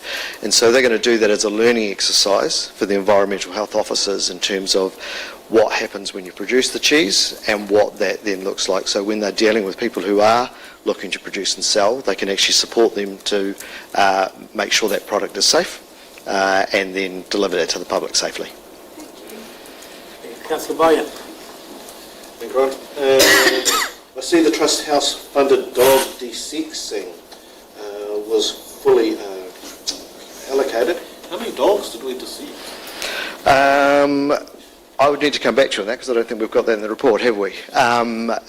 So yeah, I can get that for you and quite easily because it's a straight thing of the cost plus the $10,000 and working it out. But I can bring that back to council. Another one around registered dogs. I think it says 92% of known dogs have been registered. This is going to sound funny. How many dogs do we know that are unknown? Okay, so what I'm trying to say, yeah, I know it sounds, yeah, because it's responsible owners register their dogs. Mm-hmm. How many dogs do we have that don't have responsible owners? Do we have even an? They're not saying. No? They're not saying. Do we have a policy on that? I kind of understand what you're asking. Yeah, I mean, because the issue we've got, and we've got the known dogs that are registered, and then we've got the dogs that we know of, so the dogs that we will come, that have either previously been registered or we've come into contact with. So if the dog comes through us, part of the thing is that the dog actually has to be registered before it's released again. But there are those group of dogs that we know that they probably exist, but they have not been registered. And so we go through a program of trying to get those people to register their animals. But we're also conscious of the fact that there are dogs out there, of course, that we don't know about, right? So they haven't come into contact with the system in some way. And so that's the other part of the equation. And that's part of the whole reason for the de-sexing campaign, right, is to where people are just literally in the situation where they've got an animal, but they can't afford that piece. And we know that actually if we can help, then that stops some of those issues. So possibly when you come back about that de-sexing thing, can we just give maybe a small stat on dogs that were unknown that have become known through this policy of de-sexing? Oh, right, okay, yep, I can, Okay. yep, absolutely. Any further questions? Excuse me, but I think you should put a limit on that. Council could employ 3 staff for a year on that. Thank you, Councillor Gould. No way you wouldn't know that. Okay, so somebody prepared to move the recommendation on page 76 that we receive the report from the committee team. Councillor Lennox, secondly Councillor Bowyer. Any further discussion? Councillor Bowyer. About dogs again? No, I just want to just congratulate you on I got a lot of feedback about the increased amount of dog poo bins, about the dog poo bins around town, and people are really grateful for them to be more there. And I think it's one of those things that are great just to keep rolling. Thank you. Thank you. Councillor Nelson. Just in regards to your question before, Bex, the Youth Council applications on headed awards and grant, they were superb. All of them, they were only $500 each, weren't they? They were. And the amount of work that went into $500, they were at least as good as the ones that we saw in awards and grants, the applications. In your knowledge of cheese production, cured me. It's a sad indictment on where I spend my time. Perhaps. I move Councillor Bowyer, second Councillor Lennox. All those in favour, please say aye. Aye. Against, carried. Okay, we'll come to Leanne. Your report, Leanne. Kia ora tātou. I'll take it as read, my activity report. Did you want me to go through anything? Is there any questions? If there's anything that you feel you should, Leanne, yeah. Otherwise, we can just take it as read and ask questions. Yeah, I just wanted to let the council know that our Tiaka Potama Cultural Competency Framework has been launched internally. There's still a bit of work to be done to roll it out. I do hope that that will happen. So I guess councillors are aware that I am resigning. I've resigned and going on to another position. And so I guess I would like to suggest and advise that this space still needs to be supported in the future, because I think those relationships with iwi and improving their culture competency internally are still needing to flourish. So, Okay, thank you, Leanne. Questions to Leanne? Oh dear. It's going to be easy, Leanne. Will somebody prepared to move that we receive the report? Yep. Second, Councillor Goodwin, Johnson Goodwin. All those in favour, please say aye. Aye. Kia ora, and Leanne. just wanting to take this moment to thank everyone for this wonderful opportunity I've had at this council, and I will miss everyone. Kia ora. Yeah, and thank you, Leanne, and we've really appreciated having you on the staff and the work you've done. Thank you. Okay, we now go to page 92, the Infrastructure and Assets Activity Report, and that's Matt. Kia ora again. I will take the report as read and go through each section with a few highlights. My general update, so it's been just over a year now since I have moved into the infrastructure and assets role, and the team, you know, we've had a bit of reshaping in the team. I think it's now time where we reflect back and we have a look at the changes that we have made, how well have we made those changes, what else needs to be done to embed the existing. We also need to look to the future and what other opportunities are there to continue operating efficiently and as smartly as we can, and there certainly is still more work to be done for us in that space. We have started discussions with Kānoa about future storage in Masterton. We haven't got to any detail or solutions yet. There's still quite a lot of work that needs to be done.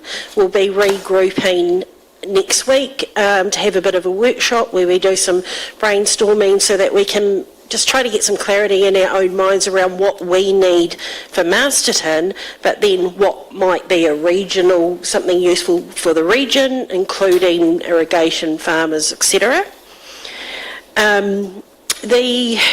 The suite of projects that we've got on at the moment, there's a lot of work happening. Some are large and some are small, but numerous amounts of work being undertaken. The last 2 or 3 weeks ago, we actually put a submission into the Taituara Excellence Awards for the digital category. So we felt that the work that we've done with the asset management system and the compliance tool, infrastructure data, which we've implemented, we felt that that was worthy of showcasing a little bit, and also that the work we've done can be replicated and picked up by other organisations. So the event itself is on the 12th of June, and we'll just keep our fingers crossed. Solid waste. So up to now, there's not really been very much that I've been bringing through around solid waste, and that's in our internal reports as well. We need to, as a team, we need to start leaning into that. It is really important work, but it hasn't been, I haven't given it the priority that I think now it needs. So we'll start shaping some well-informed reports to kind of get you up to speed on what's happening in that space, in terms of the waste minimisation work, the regional work that's happening with the team over the hill, and just start to bring that to light a little bit. I'll just skip through each team. Roading. So, as always, they're pushing on with their projects, meeting targets, working well within the budget constraints that they have. The notable one to mention today is probably Judd's Road.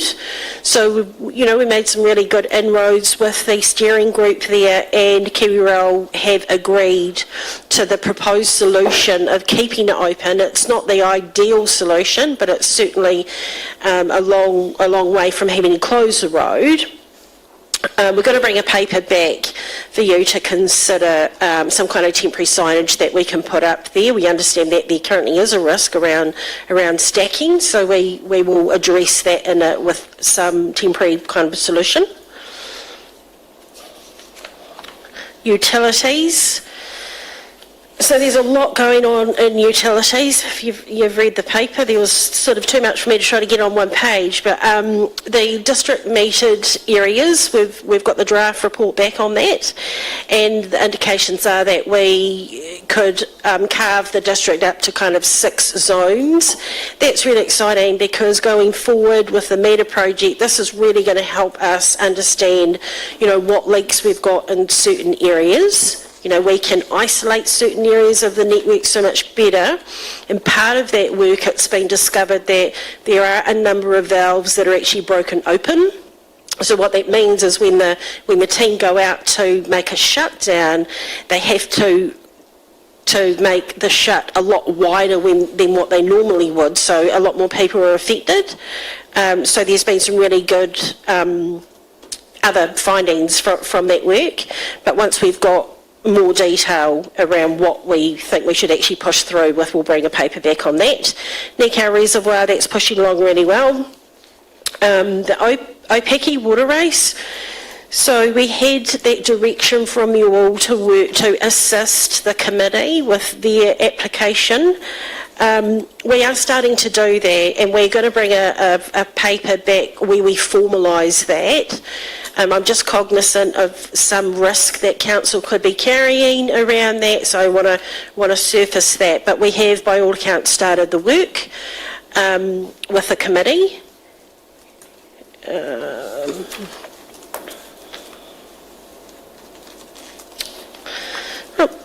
Projects and projects, assets and compliance. So again, on the Opaki water race, we've had other non-compliances in that space. So we had an infringement notice from GW issued, I think it was December or January, and since then we kind of tried to tweak the telemetry system the way that it actually operates, because it's a very manual structure up there. Nothing is automated to open and close. So the team spent a bit of time in trying to make those tweaks to see if they would make a difference. They've not achieved what we need to achieve, so we can't leave it like that, because it will mean we just continually get non-compliances, and regional council will be at the end of their tether. So we will be installing an automated valve, and that will be set up in a way where the system can detect the levels of the river, it can determine when water should be going through and when it shouldn't, and it will automatically open and close the valve. That work is underway. The library upgrade, so that's pushing on really well. I think we now have a temporary spot for the library. I'm not sure if that's public information yet, being signed off by CAM, so I might just hold that where the location is, but we've got somewhere to reposition ourselves to. The town hall, we've been preparing for the hearings, and they are laid down for the 12th to the 14th of April. So there's been just all round a lot of work going on, which is good. One project of interest that we're going to be kicking off shortly, it doesn't officially start to 1 July, but we're starting to look at the parking meter infrastructure.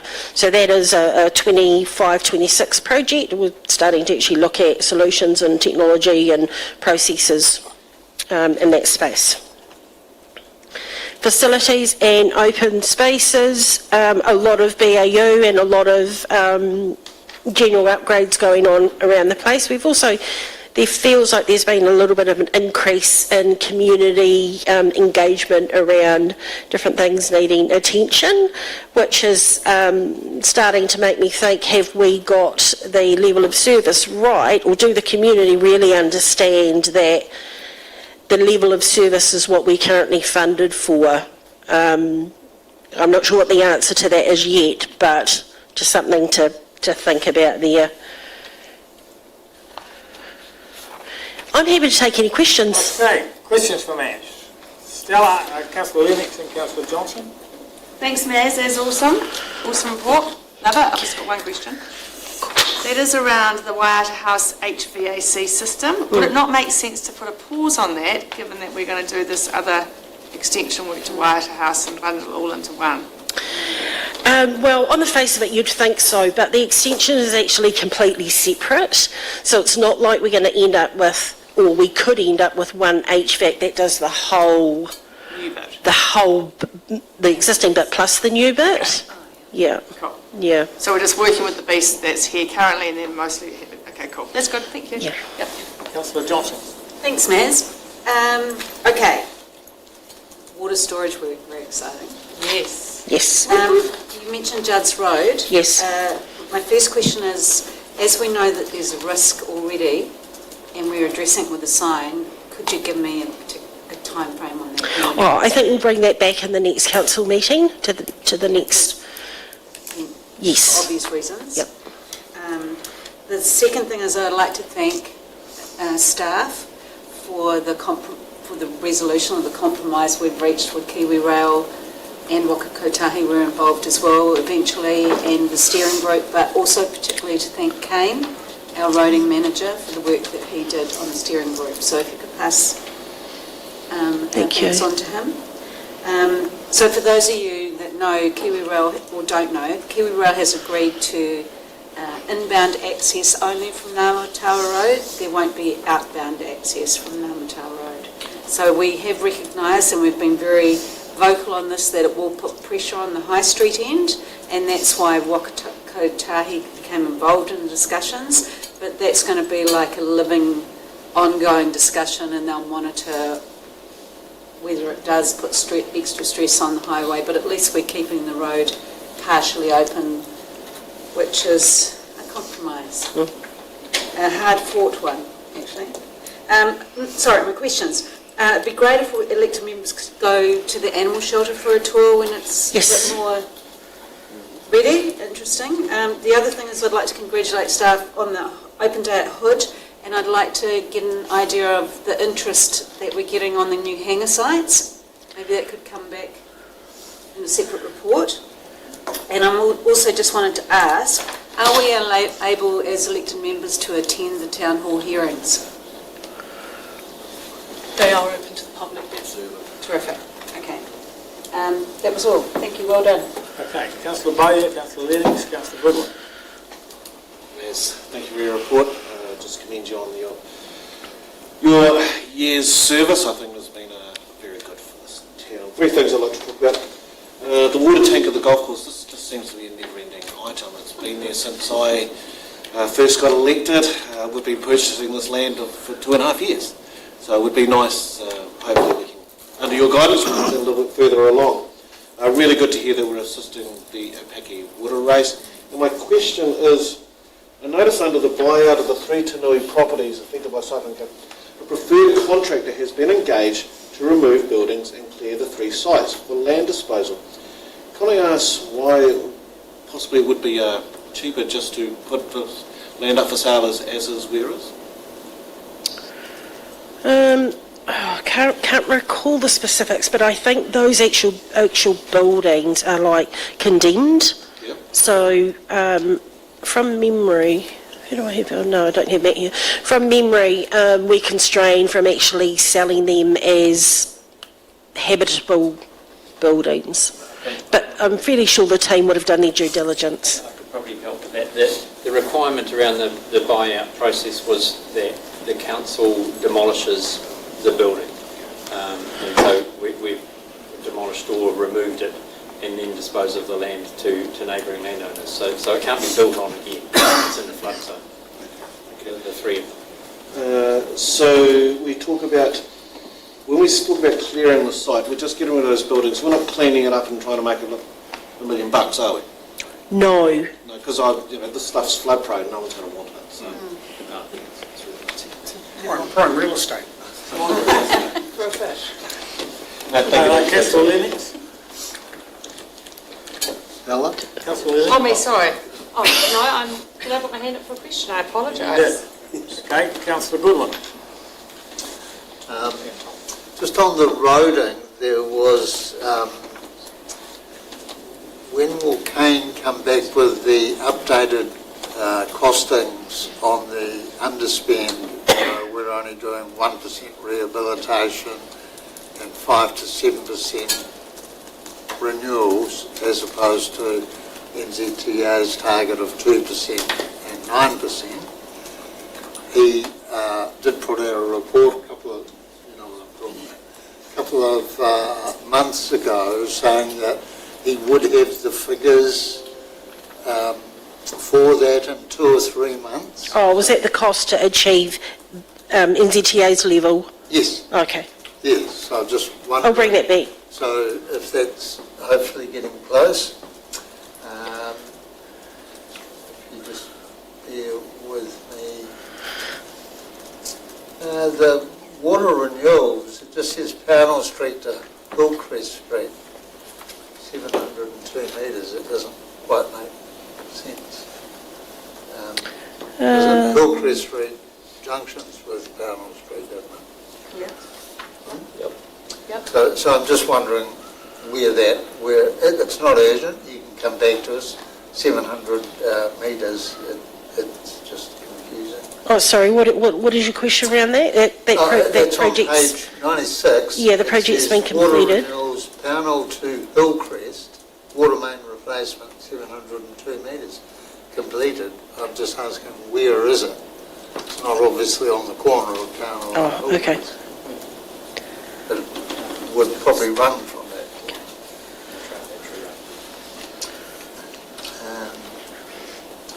So the Opaki water race issues, are you in good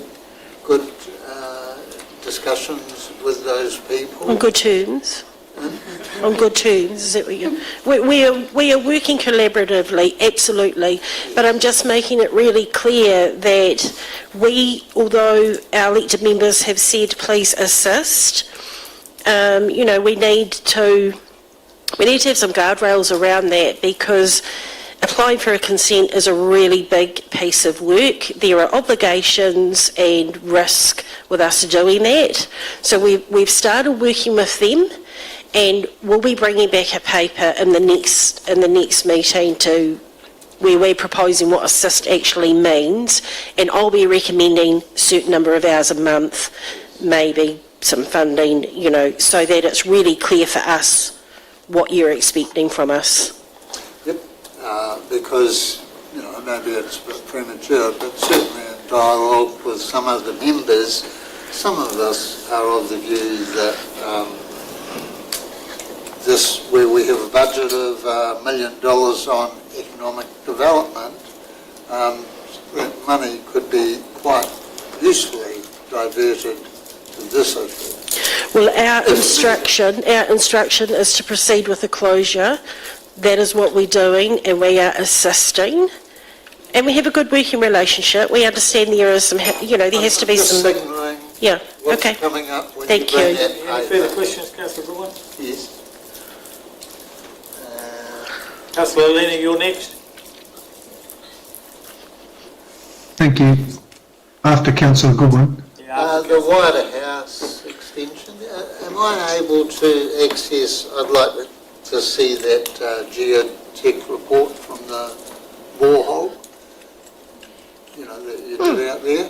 Okay.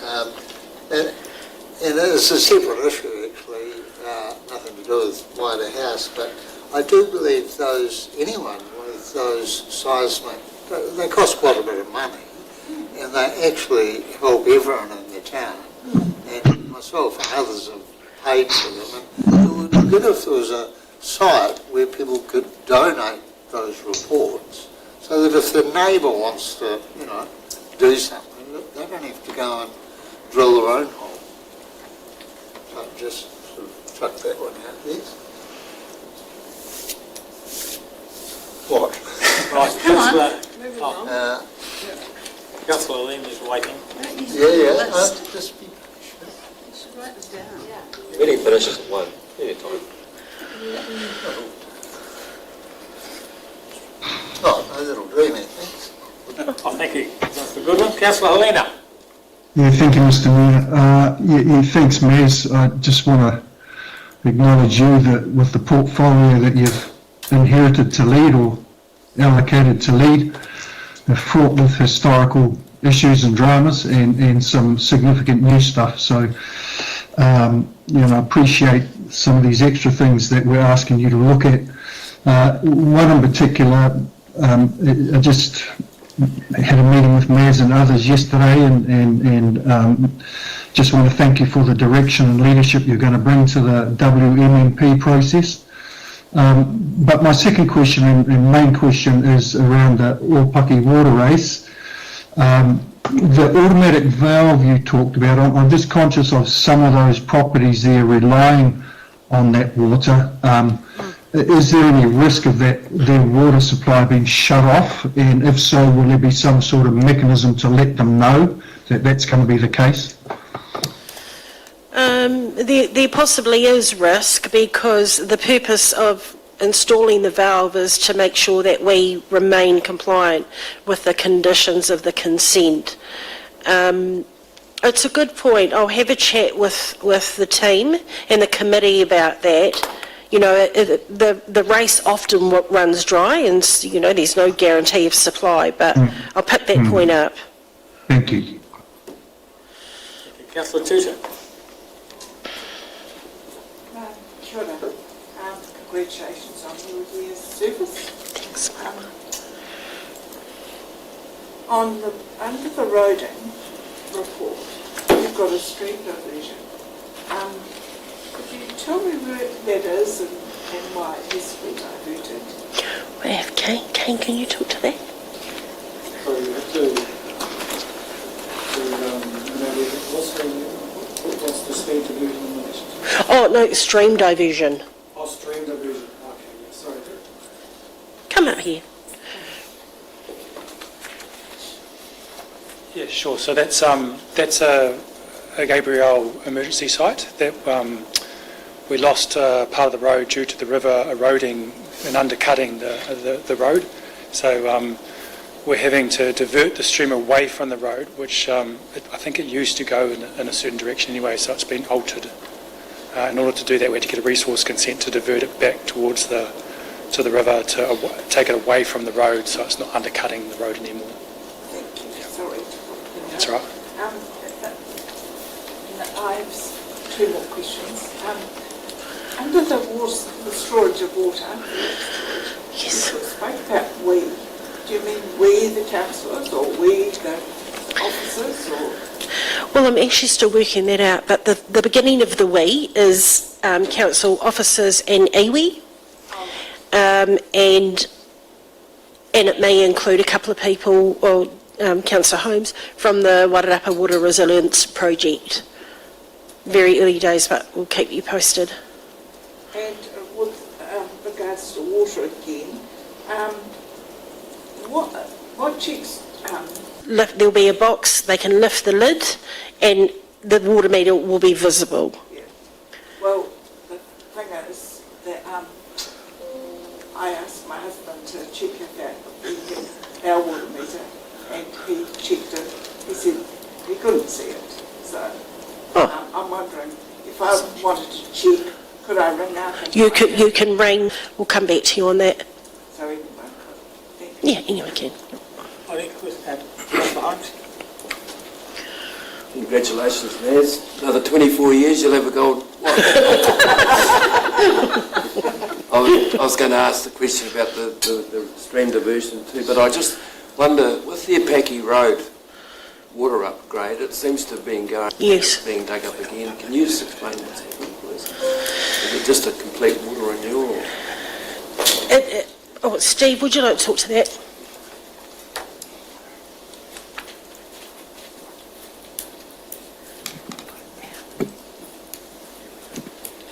Your councillors, your worship. Yeah, it does seem to be going on a while, but it has been still on track, and that's what we forecasted. The length is quite a 1.2 kilometres approx of 250 main. There's restrictions on work hours being on NZTA, we're governed by NZTA. We can't do night works. Obviously, that's probably residents would be happy about that. But there's crossings we have to do across the road. We've got certain requirements of NZTA to reinstate, only do certain parts, dig up, reinstate, and these things take time. But it is quite a stretch of vein to put in. And we started here at the beginning of September, and we were also dictated to get off the road in the first week of December. So we lost a lot of time there, and then we had a few issues with reapplication of NZTA, so we were delayed again at the start of this year by a couple of weeks as well. So there, yeah, to be fair, there's probably a month lost there, but and during the Christmas break. But we're on track, and it was always designated to be this length of time. And I know it's frustrating for our residents and property owners, etc., and the public. But look, this is a great asset, you know, going forward up that stretch of road and for resilience. Will that make a big difference to water pressure? The sort of Cashmere Downs, or will it improve it, or help it, or what? No. Sorry. And the tank up at the golf course, will that improve? No. No. Any further questions? Councillor Nelson? The water workshop, is that for us, the councillors, that you spoke about at the beginning? There's a workshop for water coming up? The storage one. Yeah. To start with, we'll just do an internal one, and then we will work out our strategy and bring that back through to our leader members. Thank you, Radio. And just the 9 people in Coburn Street, there's so much goodwill that's been established. Is there any issues with that group of people? Are they having, about not being able to contact them? I don't think so. Being sent to the 9 remaining homes this coming week. I don't think so. We've not had any issues arise again up there. It may just be responding to us might not be a priority for them at the moment. And just like around the table, all I'm hearing is really positive stuff. And if I just could read a quote from your own report. The current project portfolio has been well managed and excellent inroads being made in some long-standing projects. Whilst this framework requires more discipline, it provides us with this greater control and confidence in deliverables and ensures that we are focused on quality and risk. I just want to comment on that as well, how this report gives us all so much confidence in you and what you're doing. Thank you. And it shows what we can do on our own. Thank you. Any further comments? Councillor on Kiwi webpage. Joe. Question. Mine is a comment. Okay. Sorry, I just snuck a comment in there. Yeah. Well, somebody prepared, we'll get into that now. Somebody prepared to move the recommendation that we receive the report. Move Councillor Lennox, second Councillor Holmes. Now discussion. Joe, then Craig, then Stella. Thank you very much. But I just want to say to Maz and her team, great work. You have put infrastructure slap bang in the middle of the council, which has been really good. And I just want to say that all the work that you've done to bring us up to speed, where we're at now, on top of the local Water Done Well project, I don't know how much sleep you got, but and your team, but you've done a really great job, and we're really thankful from an iwi perspective. Thank you. I think that would be reiterated by every councillor around this table. Okay, Councillor Valliant. Just a little thing about these targets that have been set around roading. We have to be very aware. NZTA have set these targets, but NZTA can't even meet those targets on its own roads. Yeah, exactly. So we have to be very careful around that. And I'm thinking, Kane, speaking to Andrew McCulloch during the week, maybe it's worth getting, he said he'd be quite happy to give you some notes around the Transport Insights presentation, and maybe we can do a PowerPoint on that, just to give councillors a bit of an understanding of how things are actually around the country. Thank you, Councillor Valliant. Councillor Lennox. Thank you. Yes, Maz, I've already congratulated and thanked you enough today. But what I wanted to say was I get lots of queries around projects, our assets, etc., online and when I meet people in the street, etc. And this is such an awesome document for us to actually refer them to, because, well, it does, it answers all the questions. I had one of my faves, David Murray, questioned me about water storage the other day, and I was able to pull out some facts and details. So I think it's awesome and a tool for us councillors to use when actually out speaking to our constituents about certain things. So thank you. Thank you, Councillor Lennox. Councillor Goodland. Probably not going to get praise. Just adding a bit to Councillor Bowyer's request to Kane. When you do come back to us with the discussion of the NZTA targets, I'd just like you to inform us of what it means, the 1% rehabilitation, do roads last 100 years, that sort of stuff. Just talk us through it. Thank you, Councillor Goodwin. Any further discussion? If there's no further discussion, I'll put the motion that we receive the infrastructure and SES10 report. All those in favour, please say aye. Thank you. We now move to the page 100, the strategy, policy and governance activity report. Thanks, Karen. Thank you. I'll just ask the team to come up and take us through the highlights through the various sections.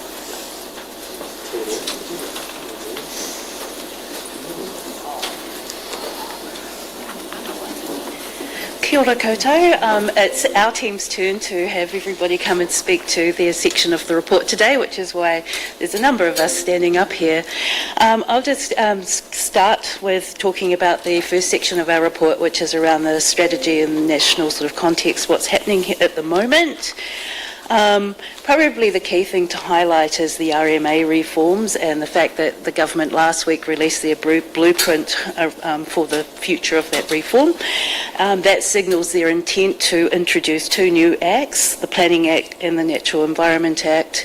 It obviously only came out last week, so it's very new for us as well, and we're still working through an assessment of what that might mean for our council, and looking forward we will look to submit when the opportunity arises. We have included in the report some key points that Taitura have actually noted as far as their initial assessment, so that's something we will be working on. Just an update on a couple of other pieces of legislation that have been going through. The treaty principles, the committee is due to report back in May, so there should be some further updates on that post-May. Back to basics, the Local Government Systems Improvement Bill, we're expecting to see some further information come through on that in June, and again we will continue to monitor that and we will submit where appropriate. And in the local waters down well space, as you're aware, we're currently out consulting on that at the moment. We have our first workshop for the community this evening, and submissions close on the 22nd of April. Josie does cover that in her report too, so I won't say any more. We'll hand over to Josie. Yeah, if you like. We'll ask. We'll get the questions. Tanya, have you got a question for Tanya? Yeah. Okay, yep. Can I just, thanks, Tanya. Just a couple of questions. I noticed with the Taituara, there's a couple of changes. One is that they're introducing a mandatory regional spatial plan. So my question would be, is that regional as in Wairarapa, or is it regional as in Wellington? And who would lead that work? So that's my first question. And the second question is, there's also an indication they're going to transfer some of the functions from TAs to regional councils. So do you know what those have they itemised what those functions are? I don't know if Karen's able to respond to that, but We don't have any further information at the moment. Okay. And that was the regional spatial plan was certainly a question that we had from the previous government, because they all similar. But if there is any further information, we'll report back next Yeah, they're quite significant, aren't they? Yeah. Thank you. Okay, Josie. Tom. Yeah, thanks, Gary. Tanya, I have a question maybe for you and or Karen. Just the back to basics bill to be introduced in June 2025. When would you expect to bring that as a discussion back to council or a report for consideration? Any thoughts on when that will be coming back to us? Once the bill is available, we would be able to undertake an assessment of what that might mean and then report back to council. So assuming that does come through in June, I would expect late June and July sort of time. Okay, thank you. Thank you. That's a good one.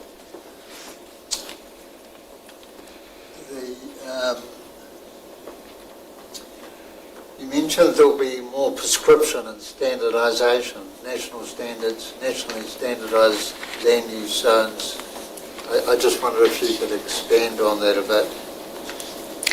At this point, as we signal, we're working through what that might mean as well and working to understand. So this is a sort of blueprint that signals where it might go. We haven't got the actual bill as to what that will be, but we will obviously keep you informed and we'll do an update once we've completed our assessment. Is this taking, say, less out of our district plan? think Karen can respond So to that. that is my understanding. I know the Minister spoke at, or the Undersecretary spoke at a local government New Zealand session, and his indication there was quite favoured the approach that Japan takes, where they do have standard zoning areas that cross the whole of the country. So, for example, a permitted activity would be the same. You could do the same sorts of things across the country if it was permitted. My understanding is that the current government want to have more things that are permitted rather than having to go through a resource consenting process as well. So if you are a hairdresser in a particular area, then there are particular requirements, and those are the same requirements that apply across the country. And is that timetable of the Back to Basics legislation, is that, are council staff sort of aware of that in terms of your 3 town hall, library, wider house projects? Is there sort of timeline you're trying to beat or get it off? We are aware of it. There's nothing we can do until we have further information. What we currently understand is that the 4 well-beings will be again removed from the legislation, but there will be a focus on economic well-being, so understanding what the government means by economic well-being, and we also understand that there'll be a list of core services, so it depends again what the government defines those core services to be. One of the interesting sidelines of that is talking to one of the ministers, Councillor Goodwin, who suggested that a new town hall could well be back to basics, could well fit into their back to basics. Just as a matter of interest. Okay, we've got our mover. We've got Josie. Good morning. So 2 updates from me. The first is actually about this document, so our annual plan information document. So on the 19th of February, Council agreed to inform the community about the annual plan rather than consult, because there was no significant changes. And then on the 19th of March, the Council endorsed to adopt this. This annual plan information document is now available online and also available at all of our local water done well community workshops and also pop-up events. So that's the first highlight for me. Another document, the second is around local waters done well. So on the 19th of March, the Council adopted this consultation document, and we're currently out for consultation. That's going to the 22nd of April, and we have a series of community workshops, as Tanya mentioned, the first is this evening, and also lots of community pop-ups as well in order to raise awareness. And that's it from me. Thank you. Any questions for Josie? Sure. Thank you. With regards to the community consultation, do you have a sheet of paper that people can communicate with us on, or do they just write a letter? Or? Oh, that's a great question. So we do have a consultation document submission form that people can write their responses on. They can also fill in an online form to share their thoughts as well. Thank you. Thank you for the question. Councillor Lennox. Just one from me, Josie. How's the submissions going to date? Are they flooding in? That's a great question, and I don't want to give you incorrect information. I haven't seen the latest numbers, I'm sorry, so watch this space. I'll let you know as soon as I can. Good. I will say, Stella, that we're getting information from other councils that it's very, very slow. Any further? So they're not flowing? They're not flooding in, not flowing in. Okay, thank you, Josie. Trickling in. Right, Matt, you're next. So 3 things from me. So Infometrics update, that was the quarterly economic monitor that we got earlier this month, earlier in March, and following on from that, and this happened last week, so I wasn't able to include it in the report, but we had the Infometrics monthly webinar for councils that focused on global growth, and it sort of, I mean, it wouldn't surprise you that the picture's not as rosy as we'd hope. So with the tariffs uncertainty, which we might actually have certainty on tomorrow, the picture for the global economy is a bit shaky, particularly for Western Europe, Australasia, North America, and how that flows through to our economy is going to be quite interesting. The things that we should be concerned about with tariffs in particular are the meat industry and the wine industry, because they are high value industries, and about 30% of both of those industries is done into the US. With the meat industry, it's some of that lower grade stuff that gets chucked into McDonald's hamburgers. But obviously for the wine industry, even though the wine industry for us is quite small, that would likely have an impact locally. And also with inflation, obviously inflation's within the target range at the moment, but as any tariff impacts flow through, that might have some impacts, which would then obviously flow through into our local economy, which we've seen recently and over the past few years. In terms of the data for Masterton, it's not rosy, it's in line with the data for the rest of New Zealand. We're not an outlier in any way, shape or form, and it's interesting to get like the specific data on where we're losing jobs in particular, so with construction, accommodation and food services and retail trade. So not the biggest industries in Masterton, but obviously all those jobs matter in terms of our local economy. But the positive is the milk price, and how that might flow through into the local economy, with farmers might be in more of a position to potentially invest in new things, might be replacing those tractors and stuff. So it'll be interesting to see how that comes into the spending data next time round. Jumping into dark skies, making some really good progress there.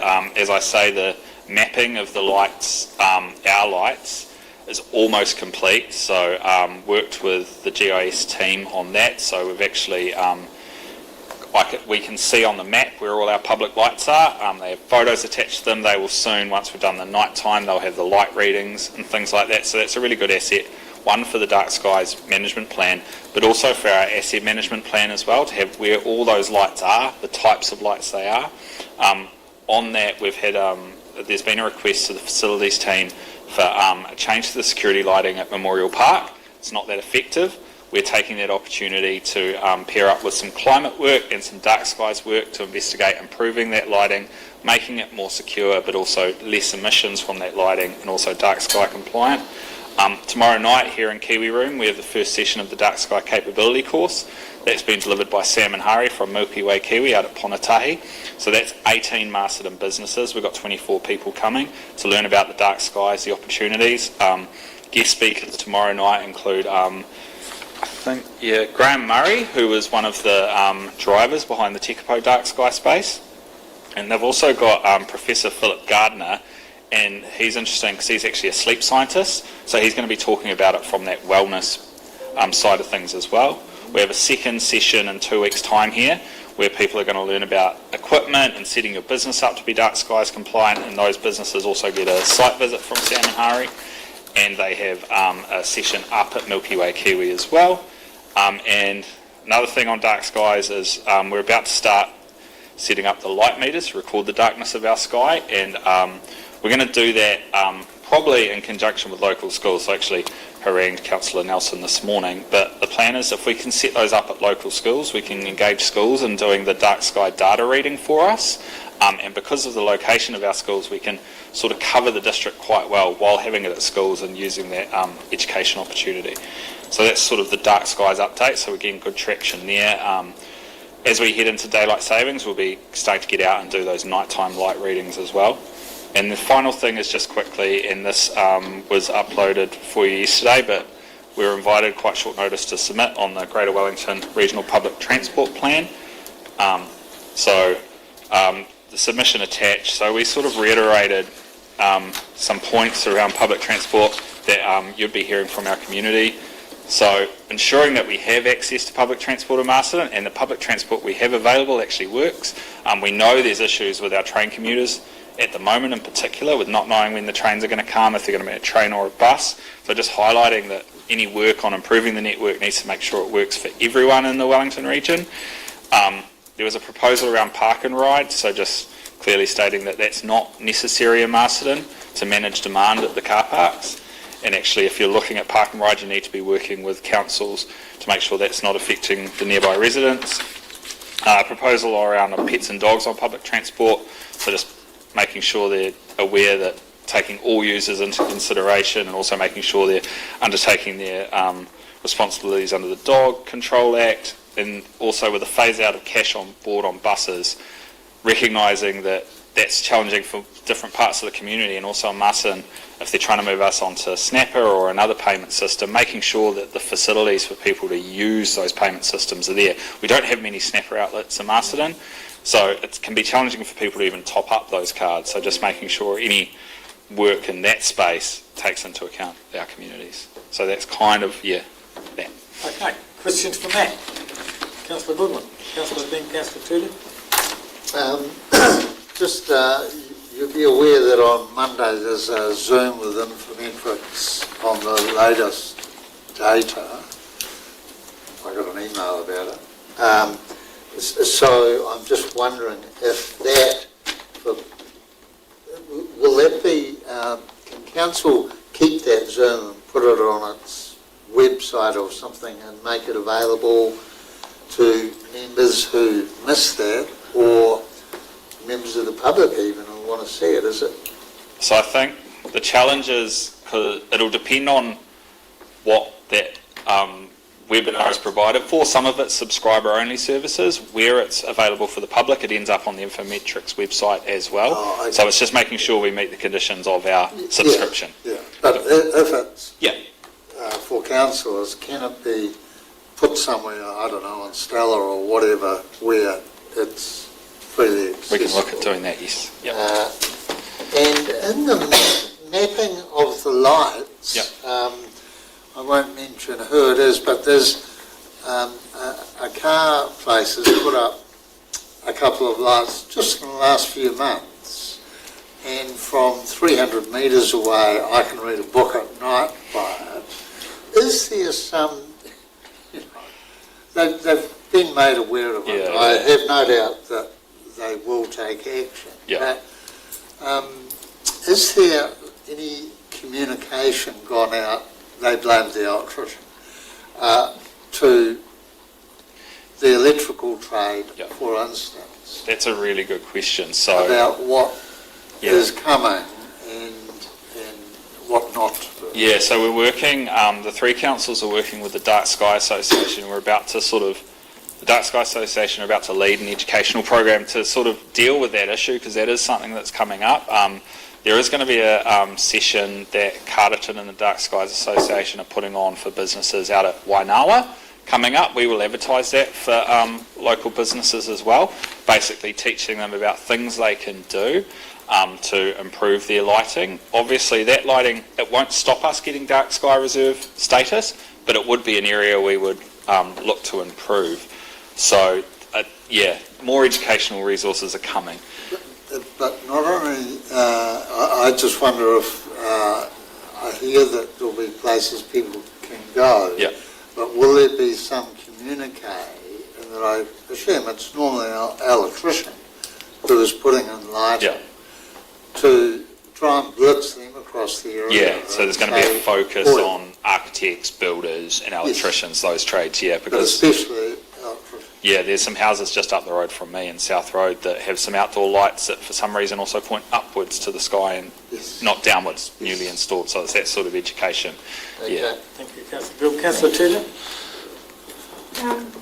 Thank you. Would you be able, I'm sorry, I might have missed it. That's all right. But these dark sky workshops, or whatever they are, in Hipping and Whitehouse, who are they open to? So that is businesses. So businesses are paying to take part in those. We're co-funded by us and Wellington NZ. So Wellington NZ have put in some funding as well. But we're also going to be doing some more community ones coming up as well, because a big part of the application process is community. So engaging with community. We've also, on the Dark Sky Steering Group, both iwi sit on that steering group, and there's an intention, speaking to Darren, that we will run some iwi focused sessions as well, particularly with Māori business and things like that. So there's going to be a range of them, and we will get out there and promote them, working across the three councils as well. But this one is a specific business one. Any further question from Matt? Thank you, Matt. Kylie? All right, so I'm here for the environment section of the report. So 3 things from me. First up, the World Economic Forum has released their Global Risk Report for this year.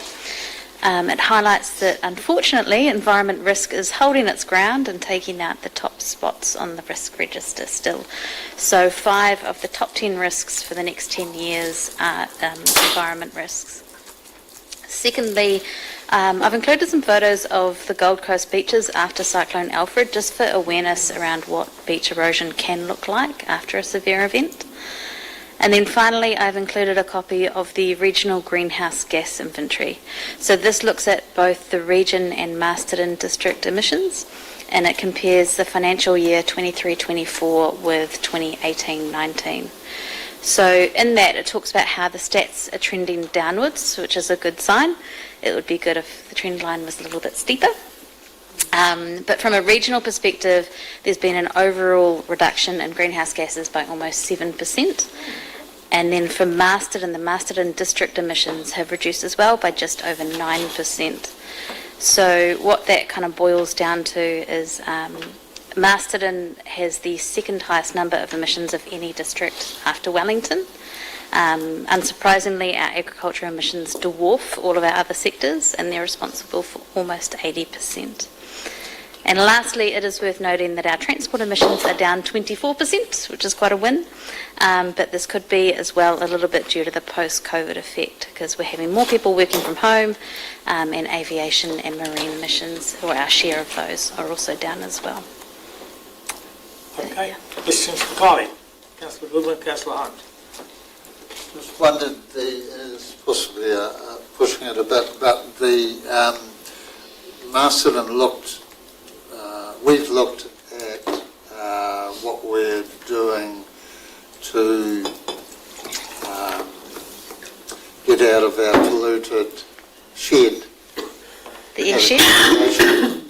And I'm just wondering for an update on, there was talk of us developing a bylaw, and as the Speaker said it was the most effective thing they had done in their community, and I won't go into the details of it, and just wondering what's our progress on developing that bylaw to address the polluted shed status that we frequently have.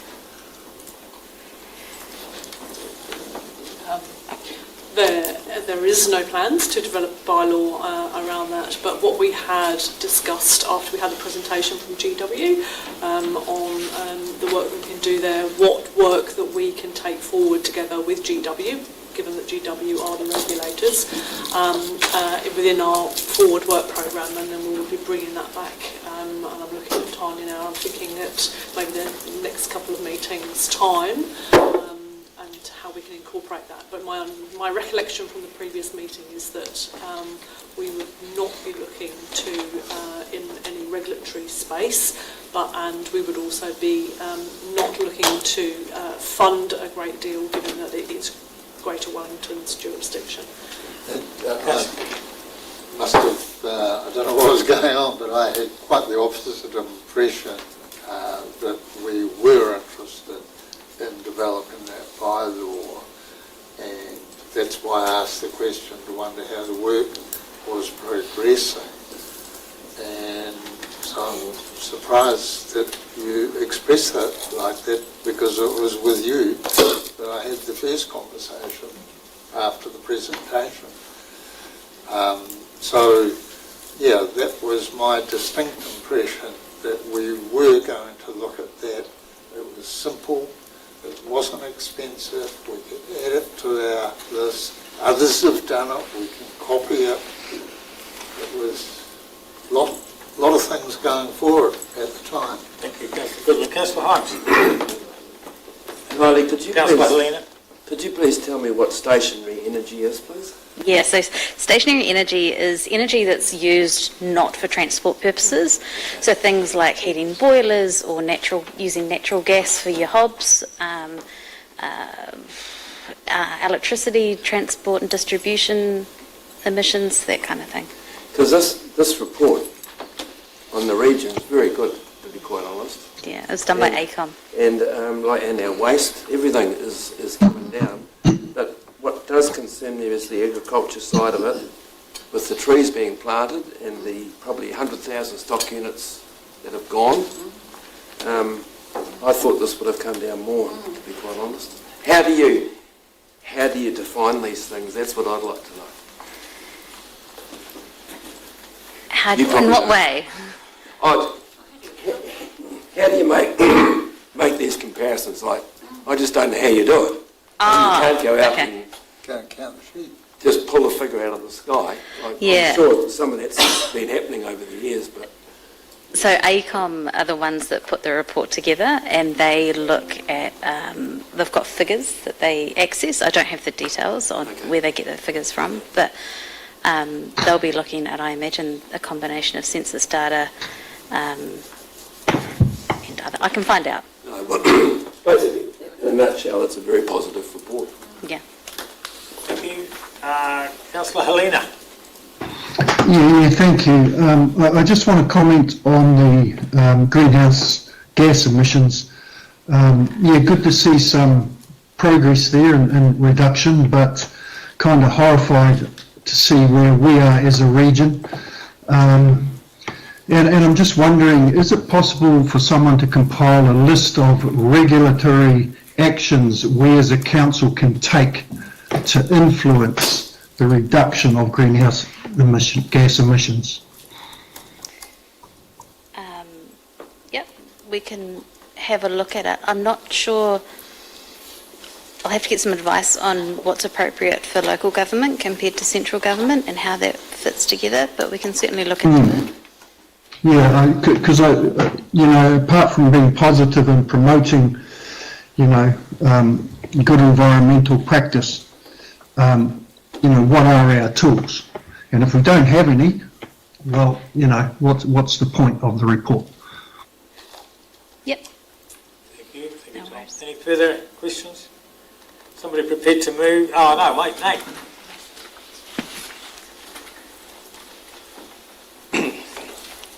Kia ora everybody. I will be talking to the policy section of this report, and I'll be starting with what's happening in the region. For the Wairarapa, we've got the Wairarapa Consolidated Bylaw Review, which is the joint bylaw across the Wairarapa councils made under the Local Government Act.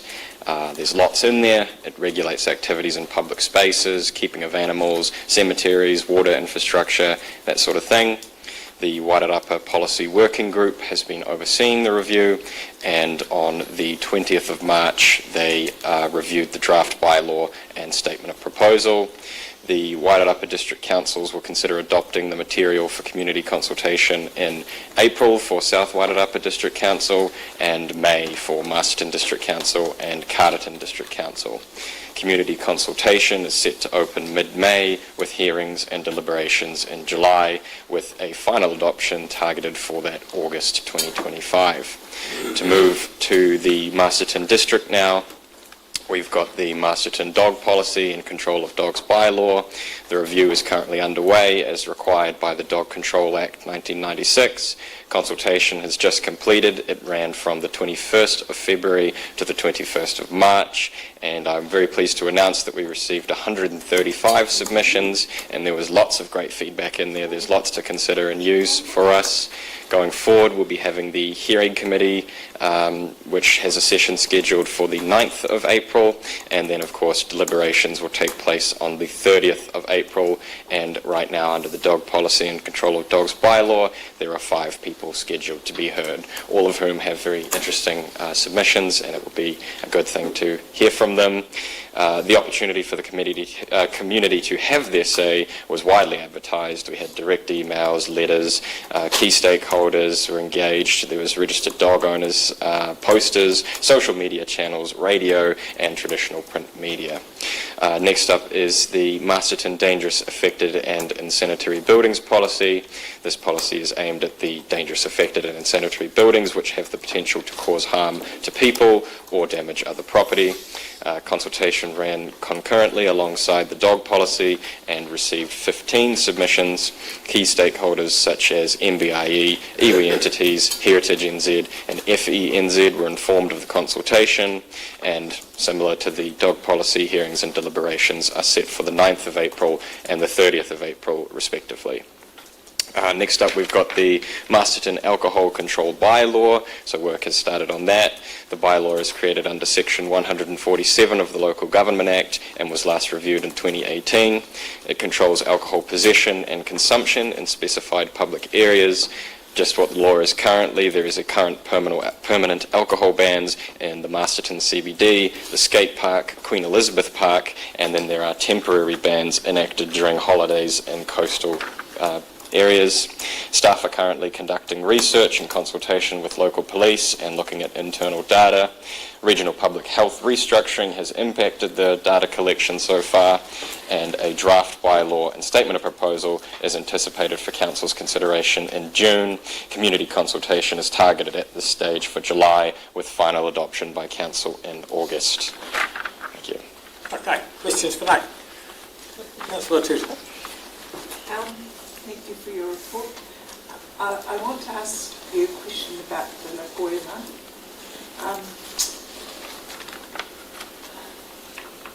Just so I can get an idea of the type of questions regarding this, could you tell me what you got for the noise complaint, what they want to know? Sorry, which noise complaint was this referring to? It's down in, I don't know, Lagoima, the request of progress. That's the next section, Councillor, and I can answer that question.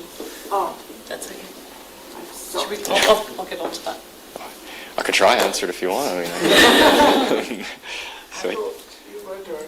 No, sorry. Nate, did you say we had over 100 submissions on the dog policy? I did 135, Gary. Yep, and I think that's amazing. In a sense, we got 59 on the town hall demolition, and if we get 100 and something on the local water done well, we'll be doing well. I mean, it just shows that the dog. Were those dogs, Simon? Yeah. Were they known dogs or unknown? I can tell you. It's just interesting. There's a lot of submissions on it. But I think it shows, and I know Merriman and I have been talking this week about some of the dog situations here, that there's a very big community out there that have got dogs and are really interested in what's going on. Yeah. Okay, any further? Thank you, Nate. Somebody prepared to move that we... Sorry, I can just I can answer any questions you have on the governance section, including around the Lagoima, so just a response to Councillor Tutor. So complaints that are made to, I just wanted to take the opportunity to respond to that. So we have on occasion had requests for information about detail of complaints that people make, and that might be around noise, it might be around animal control. We don't give out the information, the detailed information about complaints made to the council for a couple of reasons. One of those reasons is that if we did so, that it would breach the person who's made the complaint's privacy, and that's one of the withholding grounds that we have, so that we withhold the information. And more importantly, another reason that we can withhold information is that we wouldn't give out information if it would then prejudice what they would call under the Act the maintenance of the law. And what we mean by that is people wouldn't want to make a complaint if they then knew that their information was going to be released. Quite often, people are doing that. They've come to, there's been a long process where there could be neighbours at war, if you like, or, there's obviously a lot of dissatisfaction before a complaint is made. So people would not want to make a complaint if they knew the detail of that and who they were was provided. So quite often then, when people do ask for that information, we give a summary so that people can understand the nature of the complaints that are made, but not the detail and not who has made the complaints. I just wanted to take that opportunity to respond to that. Does that answer your question? It does, but then you said that you give a summary. Yes. So I'm just interested in what sort of things people... It depends on the actual circumstances of why people, what the complaints are. and if there's an array of different things or if they're the same thing. So, for example, a dog barking and somebody's complaining about a dog barking, then we would do that in a different way to a different range of complaints, for example. So we have to be careful to provide enough information in the summary so that somebody understands, so that they can maybe do something about that if they're asking about their own information, but without giving too much information that you then breach someone's privacy or stop them making complaints in the future. Okay. Any more questions? I'm happy to take. Okay, somebody prepared to move that we receive the Strategy, Policy and Governance Team report. Moved by Councillor Goodwin, seconded by Councillor Bowyer. All those in favour, please say aye. Aye. Thank you. Just before we get to Kim's report, I noticed Corin has flicked an email to us saying, Councillor Lennox, you asked for information regarding the use of Antenno. We've received 240 notifications or requests through Antenno since January the 1st this year. Okay, Kim's report. Page 154. Would you like a break? Yes. Okay. 5-minute break and then we'll go to Kim's report.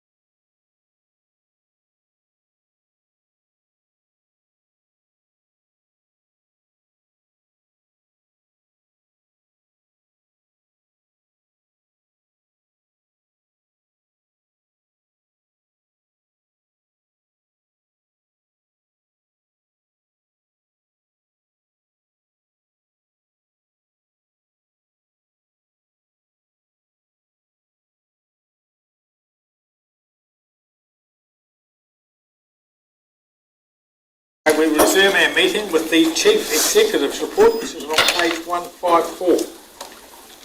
Thank you, Your Worship. So, if I can, we'll take the report as read. I've kept it reasonably simple, but maybe a little bit controversial in today's newspaper. But I suppose what I was highlighting here was the importance for us to really look at our operations and look at where there are efficiencies moving forward, because as we know, when water potentially moves out to a CCO or to a unit within council here, there are some consequences of that. And so what I've said to our team is that we need to make sure we're considering that now and looking and identifying efficiencies and implementing some of those efficiencies as we go. So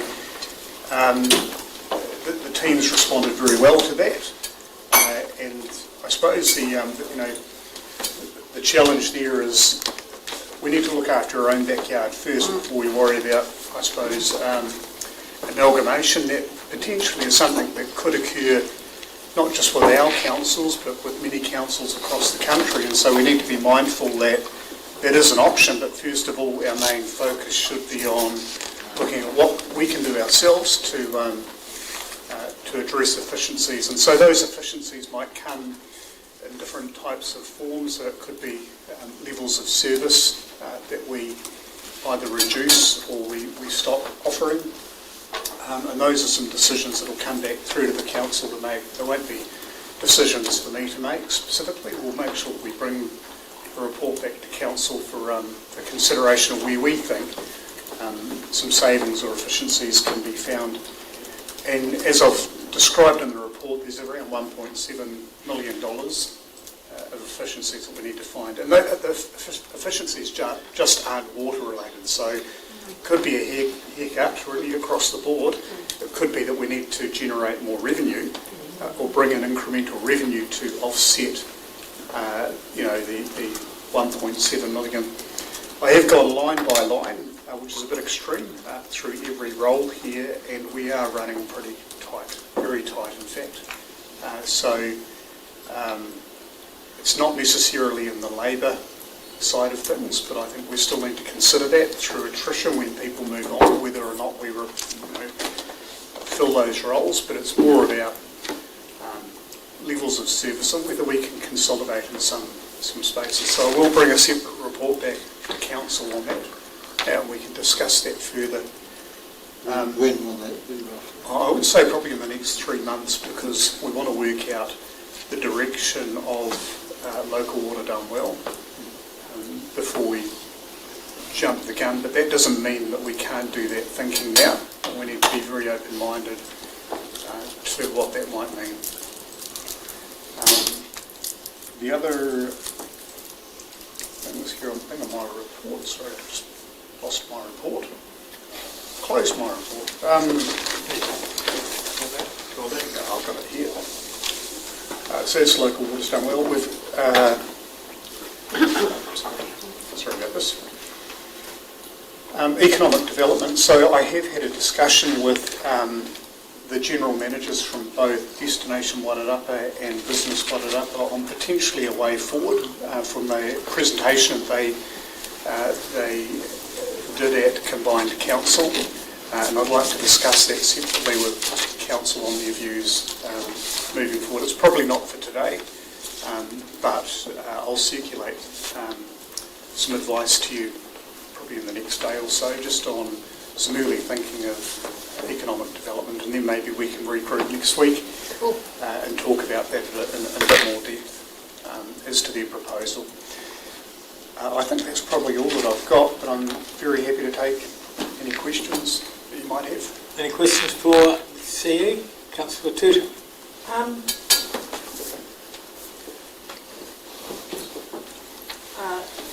You're looking at how the council will work for the officers, but I think the council is going to change quite a bit, and the rates that will be able to take in, and also what will be concerned about. And so it's not only the officers who will be affected by the change in the water structure, but also the council. You know, it's going to be very different for everyone. I think that as well as the officers, the councils need to look at also what, but the changes that will be forced on us. Absolutely. Councillor Goodman, did you have your hand up?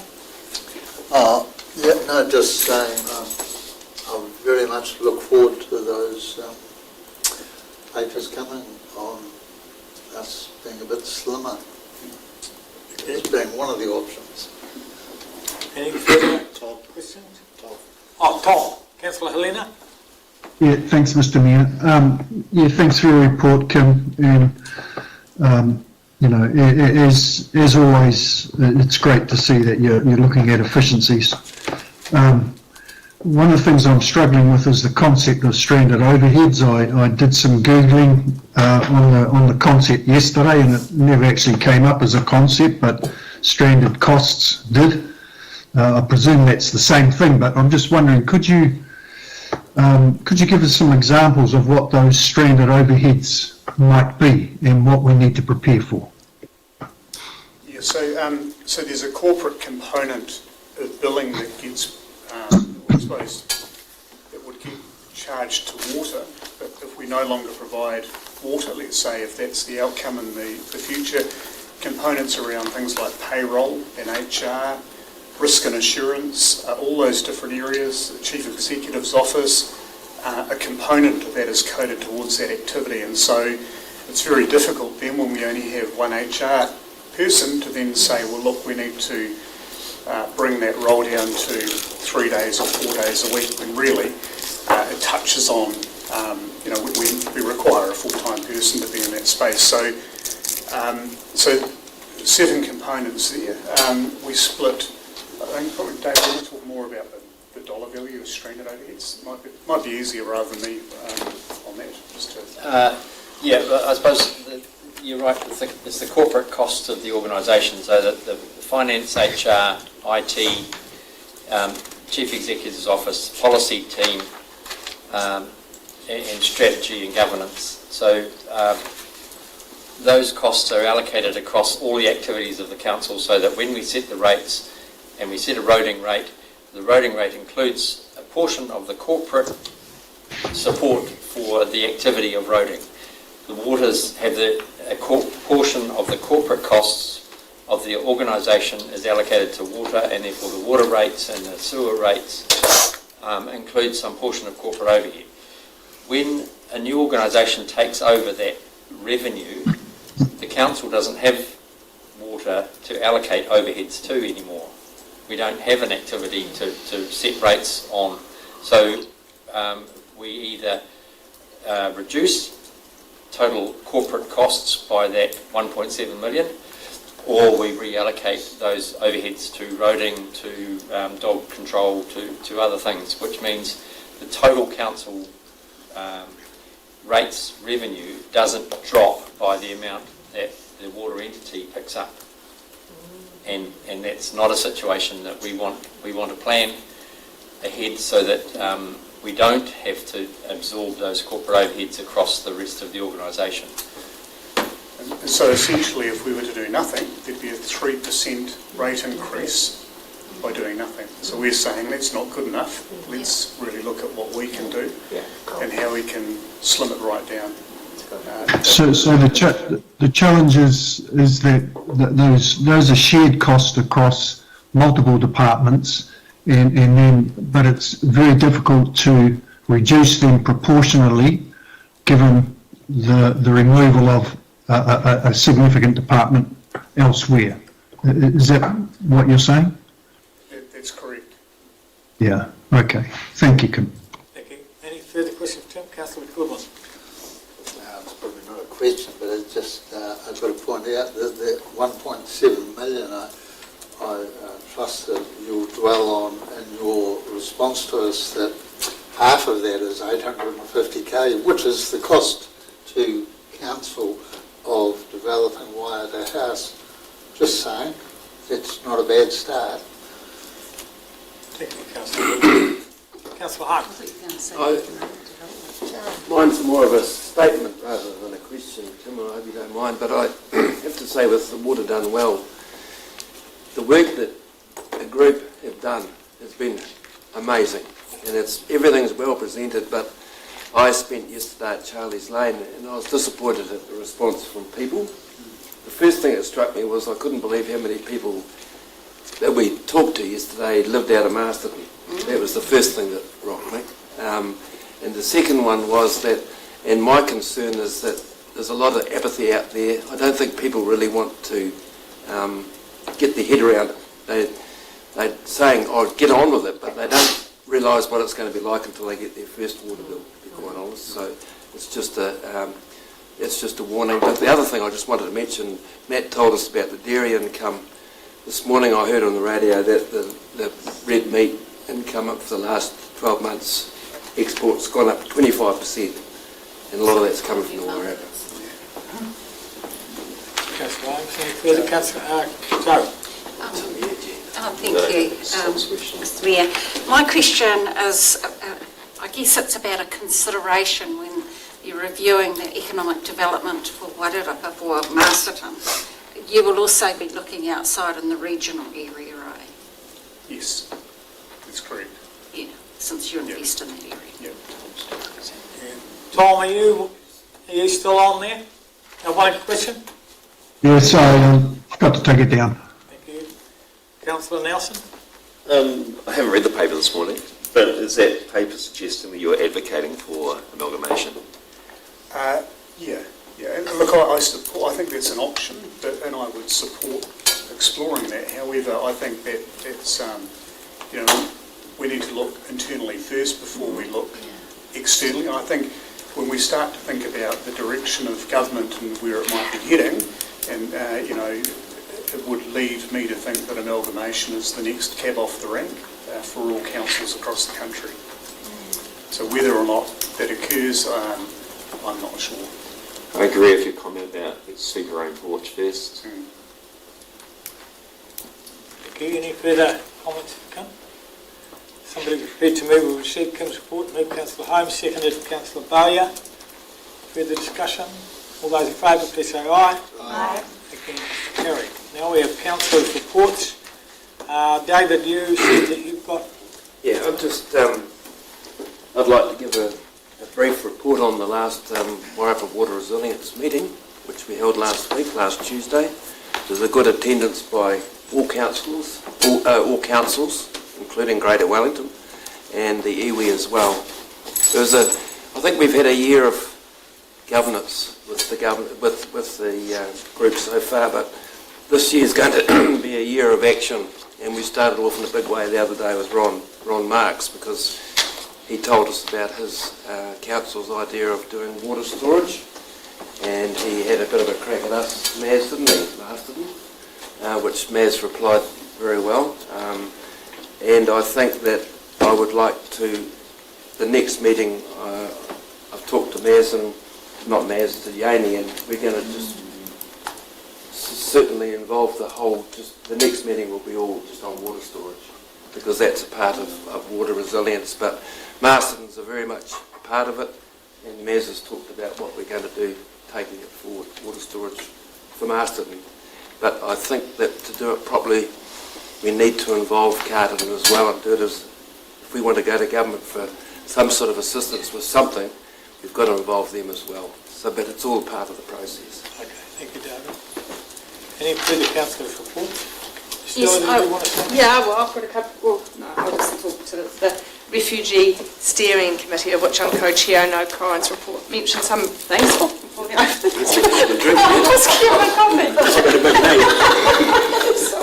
sorry, David. So just further on from Corin's report, we've had 2 meetings this year, and our key focus this year for the group will be around integration and empowerment within the community. So that's really exciting. So a lot of the refugee community now have been here for sort of a year and a half. We've just had one family set up a shop here in Perry Street selling food items, which is really, really positive, and others that are really showing now leadership and wanting to actually get into areas of business, etc. within our community, so that's really exciting. And then in regards to the Youth Council, I met with them for the first time on Monday, 18 of them, of varied age groups, ethnicities, and superb group of youth, and they've got some really awesome goals in place for the year, and I've asked them again to consider each time we sort of have community consultations out there that they submit as part of that voice, and also they look forward to presenting to you guys throughout the year around what they're up to. So a powerful force in the room with those guys and girls, so it's quite exciting. Thank you. Any further? No further, okay. We then get on to the to my mayor's report, which is quite lengthy, but I'm going to actually cut it down a bit. One of the more interesting meetings I've had since the last meeting was with the Vice-Chancellor and Deputy Vice-Chancellor of Massey University to talk about exploring greater opportunities for prospective Wairarapa students whose ability to attend university has been constrained by financial pressures like travelling over the hill, getting rents or whatever, and whether we could do something here actually in Masterton to help those kids out. And they're very interested in the idea of establishing some sort of learning hub in Masterton, possibly in our new library. And we'll be furthering with those conversations in the weeks ahead. But that was a really productive meeting.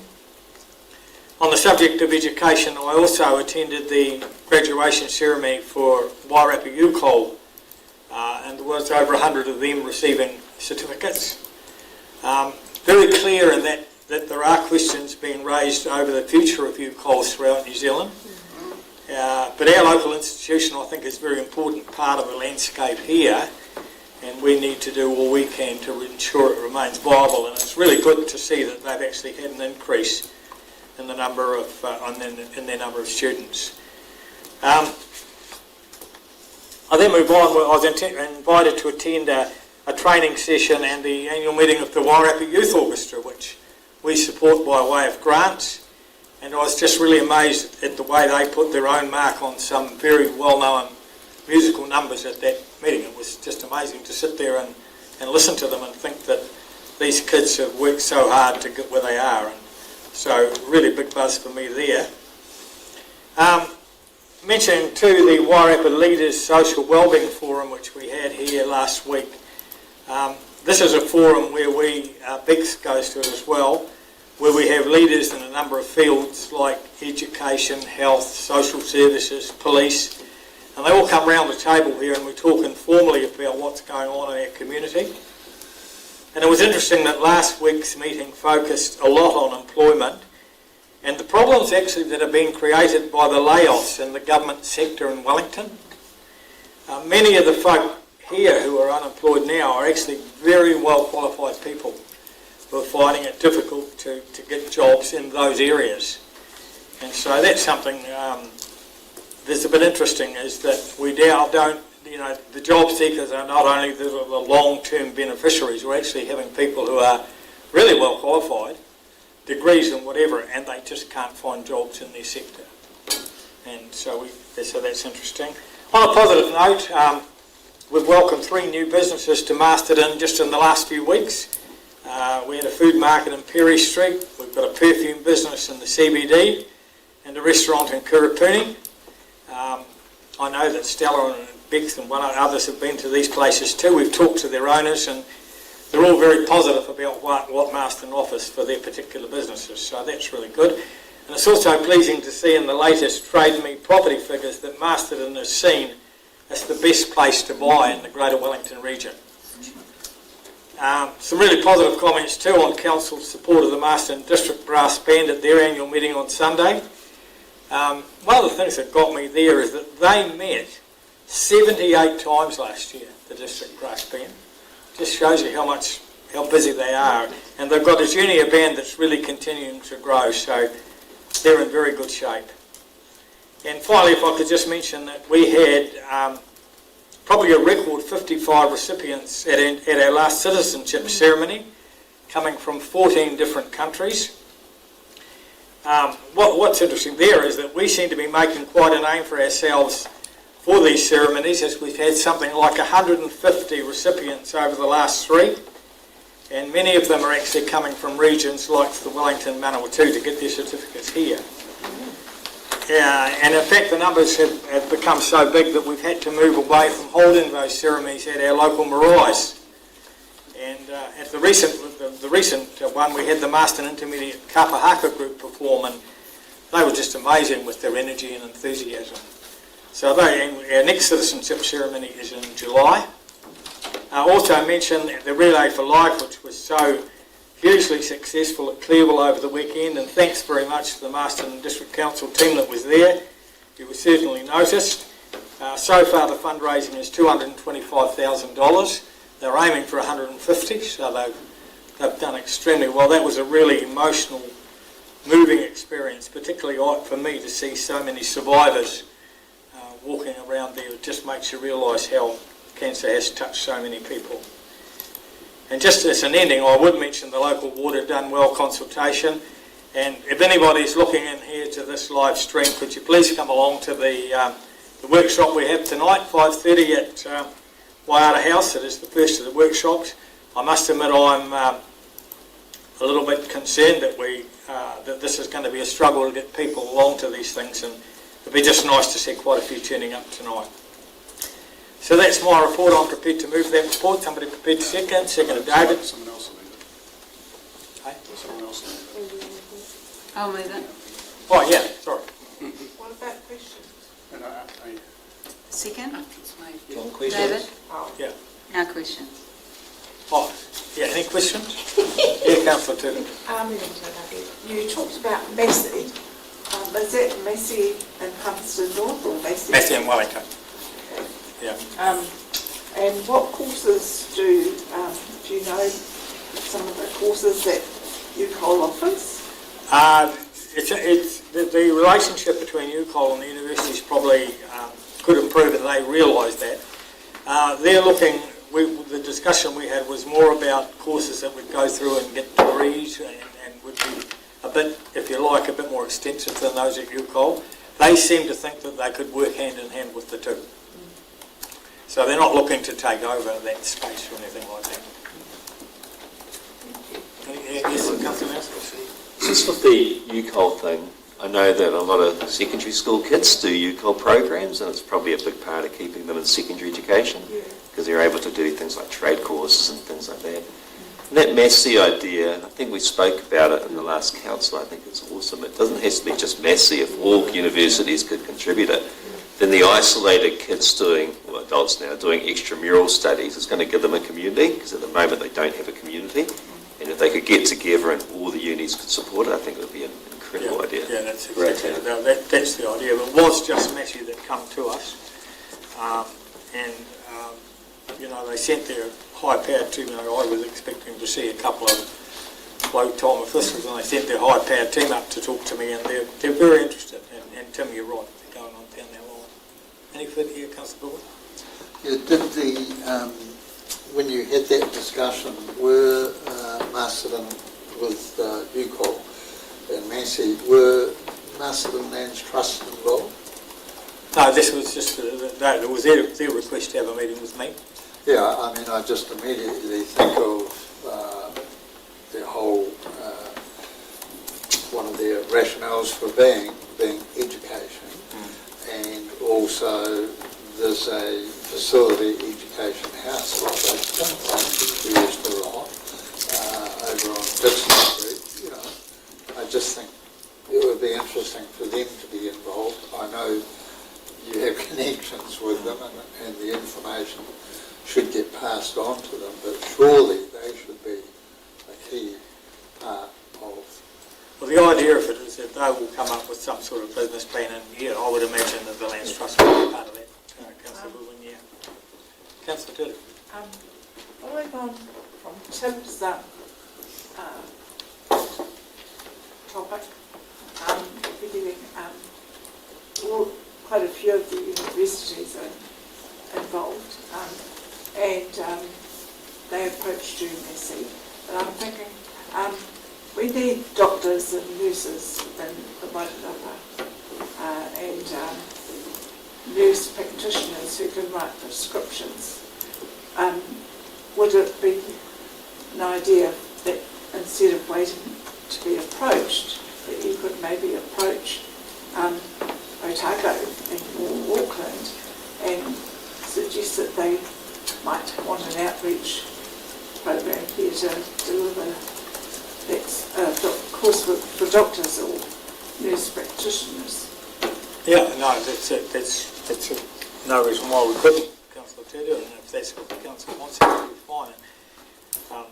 As I say, with a, I mean, I don't want to make a controversial thing here, but if our library does get upgraded the way we look at it, I think it's going to be an ideal place for this sort of thing to occur. So, yeah. When? Okay. Thank you very much. We've had that move second in favour. Please say aye. Aye. Thank you. We now, somebody we move into public excluded. Move Councillor Lennox, seconded Councillor Johnson. Thank you.